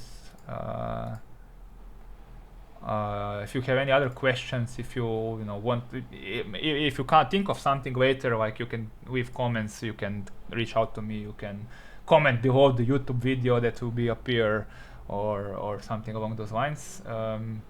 Yeah, once again, with job and everything, I realized we might have maybe prepared a little better, and maybe I could have asked for your ratings, for your levels. Bero kind of told me that there is a wide variety of ratings from 1000 to 2000 approximately on lichess. So yeah, I don't know how much you managed to digest out of it, but I hope that you have heard something, because I kind of summarized things that I picked up throughout the years by reading, by watching listening to podcasts, watching videos, and yeah, I hope you'll find some of it useful. Bero says that you are between 1600 and 2000. Okay, so you already know more than basics. Okay, fair point. So yeah, I see that somebody in chat is trolling, but that we can disregard them. So I don't know. Is there if anything comes across your mind, I'll be open for like 5 to 10 more minutes, and then I have to go. Twitch chat also, if you have any questions related to the topic or not to the topic, that will be welcome.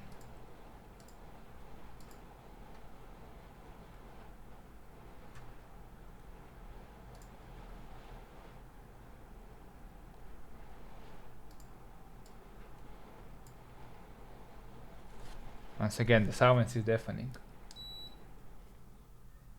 Maybe I don't know. Maybe it would be helpful if somebody said or wrote like, how do you work? Yeah, maybe that's something I should have asked earlier. But how do you guys do you actually do any structured chess training, or like you can, if you want, you can unmute yourself and ask what you do and make some general comment on what you do now, and do you think you will change anything after hearing this? How much time does it take for an adult to get to FM? Since I started chess at the age of 28, currently I'm 10. Well, that's the whole point. I think that's a bit of an overly ambitious goal. There's no time frame. Like, it depends on many variables, from how much time you have, to the opportunities, to your natural aptitude. Once again, like, this sort of question is, I think, wrongly phrased. Because there is no definite answer to it, and you will get discouraged if you don't get closer to it in a allotted amount of hours. I just talked about it really, really, really closely here. Like, overly ambitious rating, title, or age-related goals often publicly announced. I would not concern yourself about those sort of stuff. I would concern myself whether you're still enjoying it, whether you are, whether you are, keeping yourself motivated, whether you see some improvements, stuff. It's really, really hard, like, because road from 1000 rating to FIDE master is enormous, and it's really far-fetched.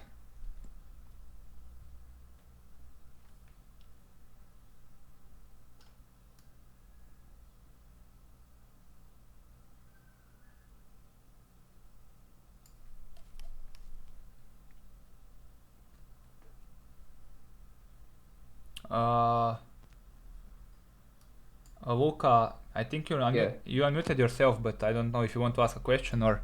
Yeah. I want to ask a question. Yeah, sure. If that's okay. Yeah, of course it is. I'm encouraging that for sure. Don't be shy, guys. But I don't hear you.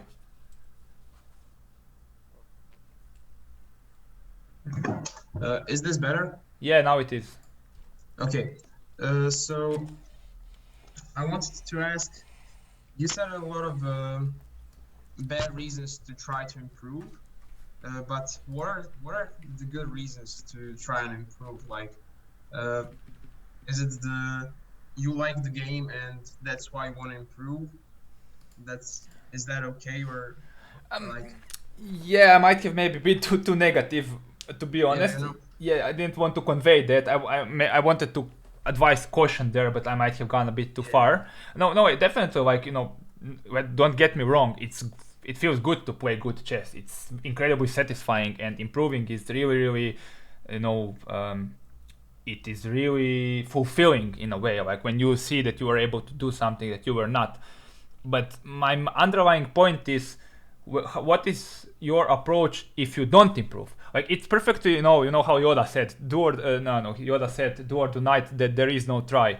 I would say try or try not, there is no do, right? Like, obviously, but I think, like, if you enjoy, like, if you manage to phrase it such a way that you actually enjoy the little things that, oh, I have just figured out a trick in the opening variation of the Najdorf, oh, that is beautiful, or look, I have just played a nice combination. And if you have that sort of stuff, then like, I always feel that improvement should be, quote unquote, should, like, a side effect of everything else, not the primary and solitary goal, in a way, if you understand what I mean. Like, it's not that you shouldn't strive to improve, but you shouldn't completely and unequivocally completely, take everything else away, because improvement will follow if you are doing the right things, if you are keeping yourself engaged, and if you are actually finding a way to enjoy stuff and to have the right attitude to develop growth mindset and stuff like that, right? Well, my goal usually is just to play like more beautiful chess, Mm-hmm. and that is and that's why I try to improve. That's the main goal. Yeah, that's like pretty well phrased goal, right? I mean, look, for some people, goal, it also works that if they set an ambitious goal, like, we are all different. I was maybe talking too much from my own perspective because I know myself, and you saw that it had a lot of personal note. But yeah, I kind of wanted to mention that, like, there are some negative effects if you take it too far, so to speak. Like, have it in moderation. As in usual in life, it's okay to be ambitious, but to be ambitious over the top, it's usually counterproductive, right? Because even if you get there, you will not feel as happy, or other things will suffer.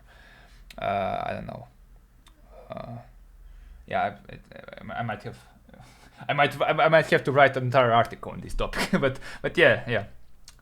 That's kind of how I view it these days. Like, obviously, I still want to improve. I have a goal of becoming FM long term, but I don't try to think about it because I also am not sure whether whether playing tournament chess is something that makes me happy in the long run. And Josip Sergic asked, how difficult and time consuming is tournament chess? Yeah, tournament chess is, I mean, well, in order to play a tournament, in nine round tournament, it usually takes 7 to 9 days, depending whether we have double rounds or not. And it is difficult. It is, it is a psychologically, you have ups and downs. It is a long tournament, and then if you it doesn't go your way, you have to be mentally tough to try to get back to it. Like last tournament I played, I was in Greece. It was 2018, and I lost. I tried to combine tournament chess and vacation. So I played a tournament, then went around Greece. But after the tournament, I played badly. I couldn't get adjusted to anything. I really played badly, and I lost like 30 rating, and I was totally depressed. I ruined my trip, and that was when, for the first time, my question was, okay, do I even want that? Like, I have 20 days free throughout the year. Do I want to spend 10 of them playing chess? Is it worth it? Like, that was a legitimate question. Nowadays, I'm thinking differently. I'm planning to play this summer, and obviously there are different types of tournaments.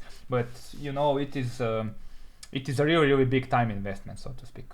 Like, I really it, because you have games that last 5-6 hours a day.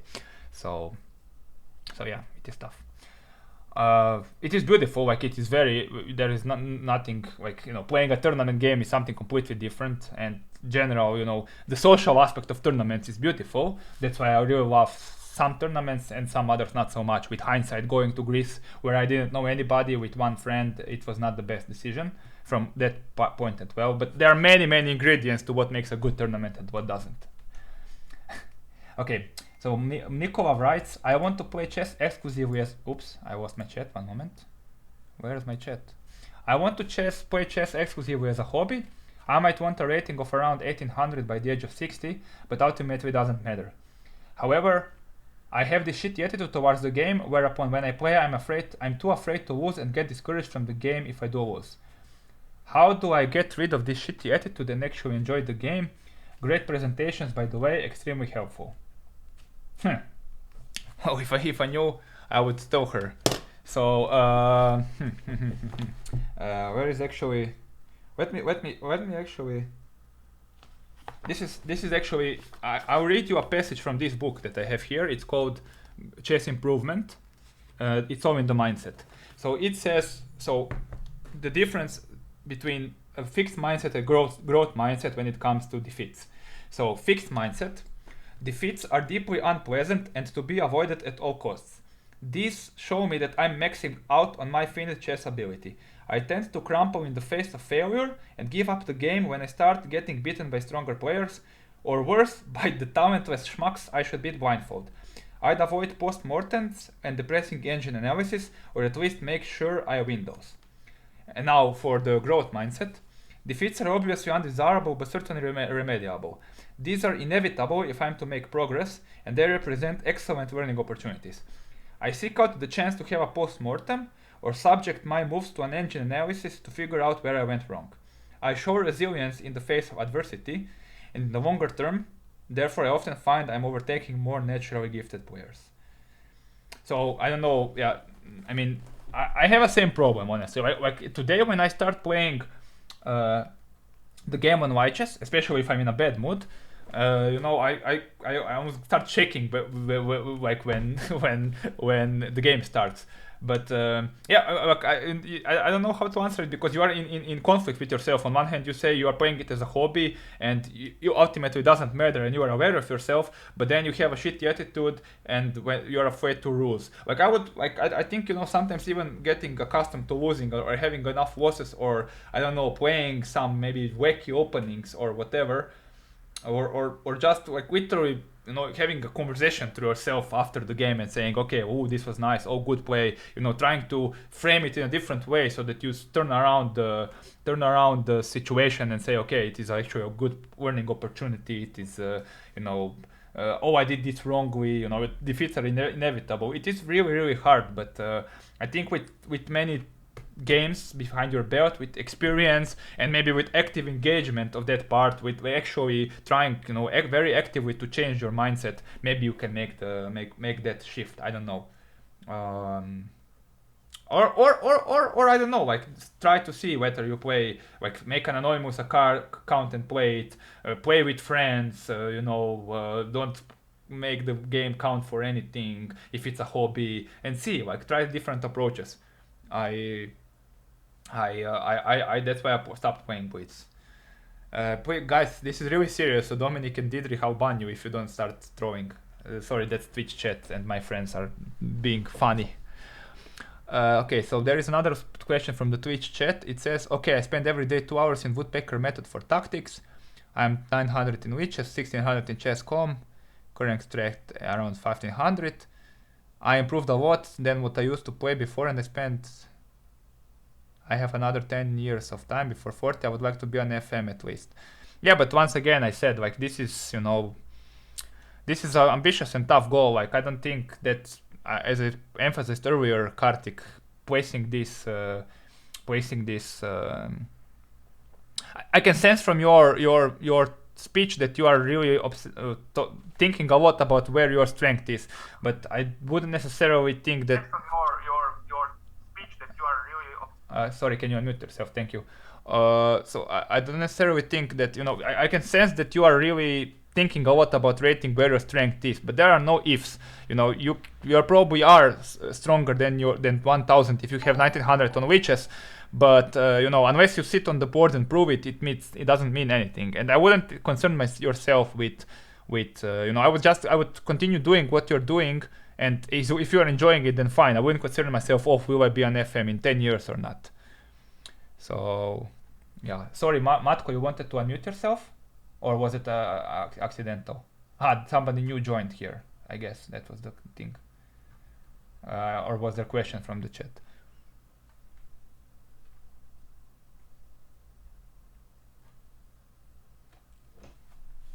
Yeah, I mean, look, it's tough. I don't have the answers. I'm still, I have many of these things that I have in relation to improvement. As you can see, some of these things are not that. Like this is, you know, 2 months ago and 3 months. And if I wanted to be honest, I probably have some of them, maybe more often in game chats. Like this is when I start writing in private chats. I know that I'm pretty tilted, but I have probably some in post-game chats that are not very proud, and I'm trying to own them and trying to change them, but yeah, like okay, this one is good. I'm actually proud of this, the first one. When we take a I mean, I got called a coward yesterday by some guy who, because I didn't want to play him, because so he I flagged him and in rapid game, and then he started insulting me, and then he was like snarky as fuck. I can maybe show that. Let me see. I don't know if that was actually where is this? Yeah, this guy. So we started here. Coward, you would have lost if I using my trackpad.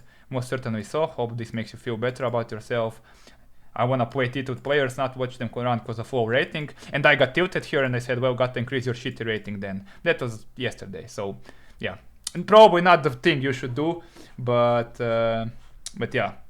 Yeah, of course. So I mean, but I'm saying like I'm not proud of this stuff, but I sound like if I'm really in a bad place or if I get triggered, I can get snarky as hell. But I know what Wefong is, the Twitch chat.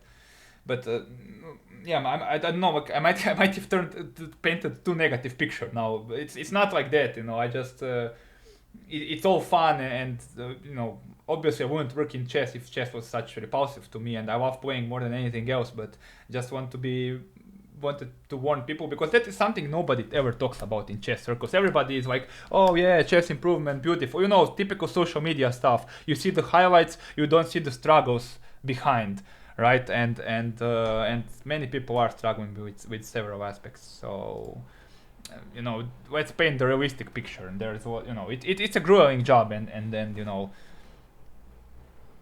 I think there are some dangers basically.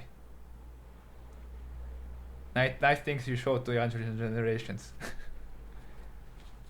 Yeah, like verbal abuse is when it gets the worst. What can you do?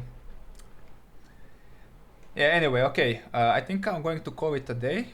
And now, since I got a nice raid, let's replay that to somebody I know. Let's see who is online there. Unless somebody has yeah, okay. Anybody has any questions? I have to go to a table tennis practice, and I think we have kind of covered a lot. I don't know. Like, once again, I'm glad if you found it enjoyable. I mean, I got 2 hours to talk about chess and about myself, so I can't complain. And yeah. So Bero wants to say something. So sure, Bero, go ahead. I just see it now. So Bero can offer his own perspective about improvement. So Bero is also a candidate master, a friend of mine. Do you want to show your face to the chat, Bero? I will stay like that.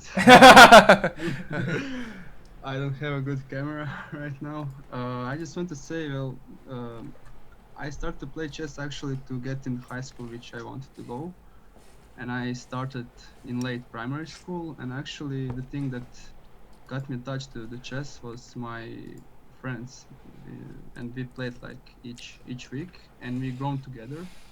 And actually, there were a lot of rivalry between us, and we pushed each other to be better and better. And actually, for me, like, I think the most healthy way to improve in chess is actually over the board with your crew, and like analyzing, playing blitz, coming up with new ideas. And I don't know, for me it's much easier to improve when I'm playing over the board.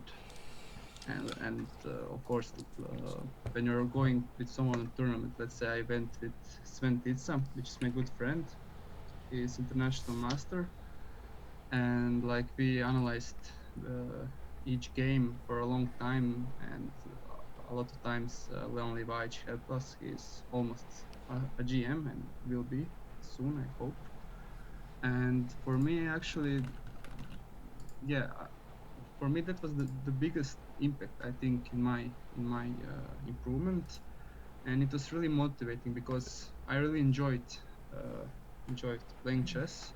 And when you have a great crew and players which don't and players which really just want to improve their chess and just like be patient, I think that's the most healthy way to improve. And yeah, I just want to say that because for me, yeah, it was great experience, and yeah, I'm really happy with my chess history, and I hope I'll reach be the master one day. But yeah, still it's a lot of sacrifice, and I can see by Leon and Sven how much they sacrifice. It's not really easy, and you need to have a lot of respect for that, guys. Like I'm trying for years to be a FIDE master, and yeah, it's really much harder than people think. That should be more credited, respected. And yeah, as you said, sometimes it's not maybe worth it if you don't enjoy, but if you enjoy, I think you'll be satisfied with who you are and your strength. And yeah, like then titles doesn't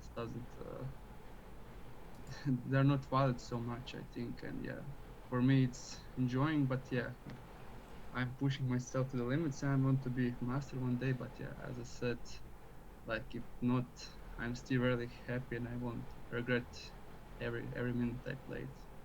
So yeah, I don't want to waste any much time. So thank Oh, you. it was great.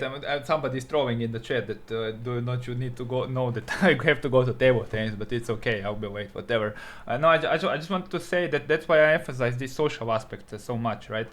Because I think like a lot of people when they have a crew where they have their friends, when they have somebody to share everything. Like I also got motivated when I changed my chess club, because in the last club it was more like professional basis. We would see each other in the tournaments and such, but now I have like a really great group of friends, and then we talk about week games, and I'm really willing and motivated to do it to do my best, and like I'm playing better than I was. Yeah.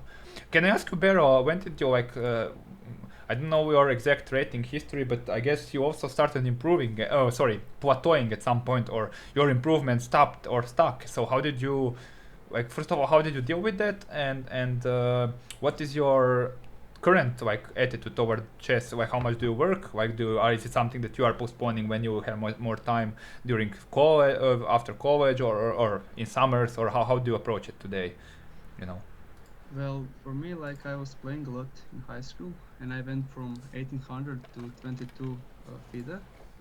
And when I was senior year, before going to college, I had an accident, and after that, yeah, I had a car accident, and after that, like my concentration was really low, and I like lost so many games that I should won, and I fell to 2160, which isn't like too bad, but for me, going to college, it was really hard because I knew I won't play so much tournaments, and actually since that I didn't play any tournaments besides Croatian League. And I find and when I went to college, I started dating my girlfriend, and yeah, some other things become more important for And me. nothing hinders your improvement as that, huh? Actually, I think like okay, after the what happened to me, I need to took 1 year off just to like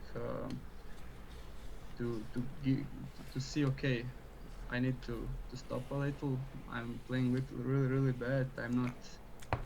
I don't have as much time as before, and like then I see, okay, if I want to improve, I need to work a lot because I won't have any additional opportunities to play in the tournaments right now while I'm in college. So now, like when I said that in last 2 years, I gained 12.5 points in 15 games, and for each game, I'm preparing like crazy for more than 5 hours, I would say, and I'm just giving my best and like working in the background. And I know it's not seen on my rating, but yeah, I hope one day if I get opportunity, I'll explode.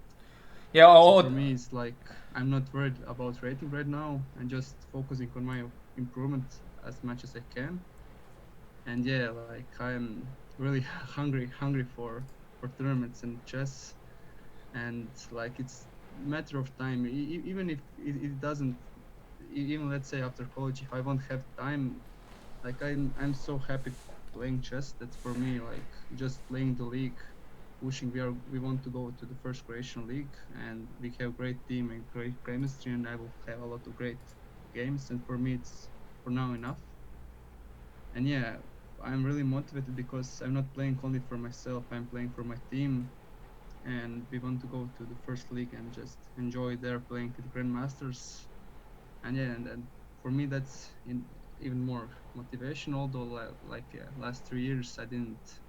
My peak was yeah in 2018, and yeah, I'm still below 2200. But yeah, I will I will give my best, and I'm pretty motivated to go to 220 to 2300. Yeah, and after college I don't know. I don't want to make any big plans right now, but yeah, for now just playing league and having fun. And I believe if you work as hard in at home, it will all come back to the game. Yeah, so Yeah, there are two or several good points there. Actually, that maybe they're worth reiterating. First one is, yeah, I also had some breaks, and you know, if you get burnt out and take a break, it's not the end of the world. It's maybe even better than not than pushing yourself to the limit.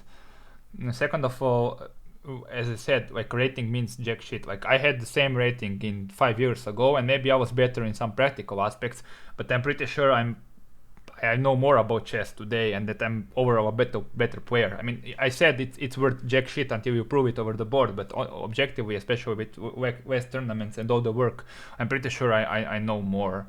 So that once again, rating is not really a reflection of like it is an approximate reflection, but not necessarily a very accurate one.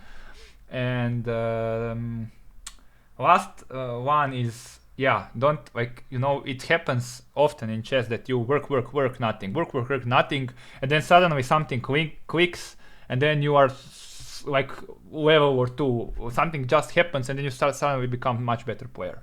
It's curious how that works, but I have noticed this effect, like, you know, it doesn't happen continually, it's in steps. The improvement is often in steps, and sometimes it's easy to forget that and be frustrated, especially if you are focusing on constant improvement and rating, right? But if you don't and you continue doing what you do, inevitably it happens, if you are, you know, doing the right stuff.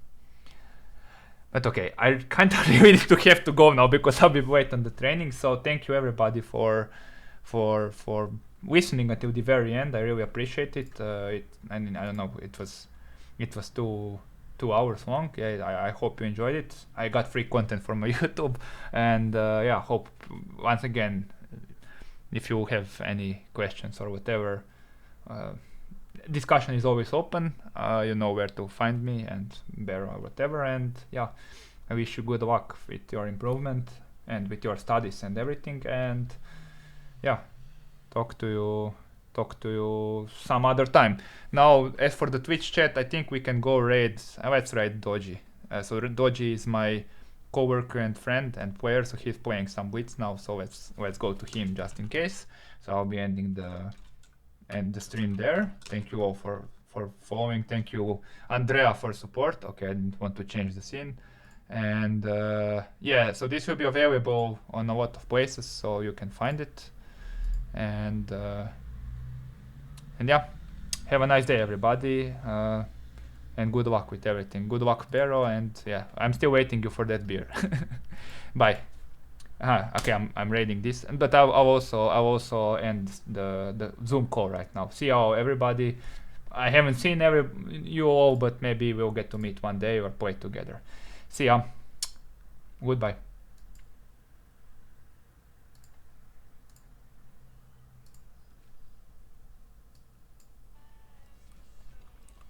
Play some French today.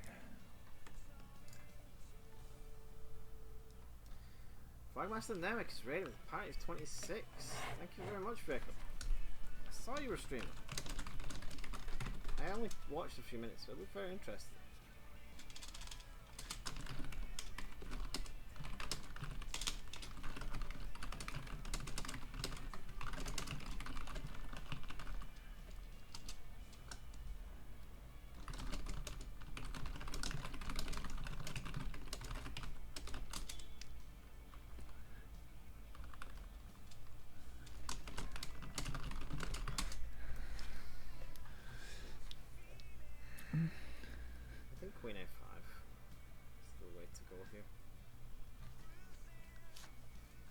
Unexpected rates. Go support your favourite streamer. Who is he? I'll kill it.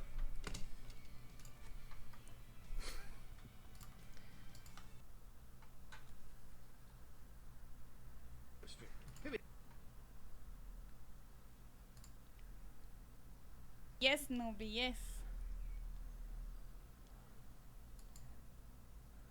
So I'll now discuss position a little bit. What you guys should immediately see is this bishop. And this bishop is very important here.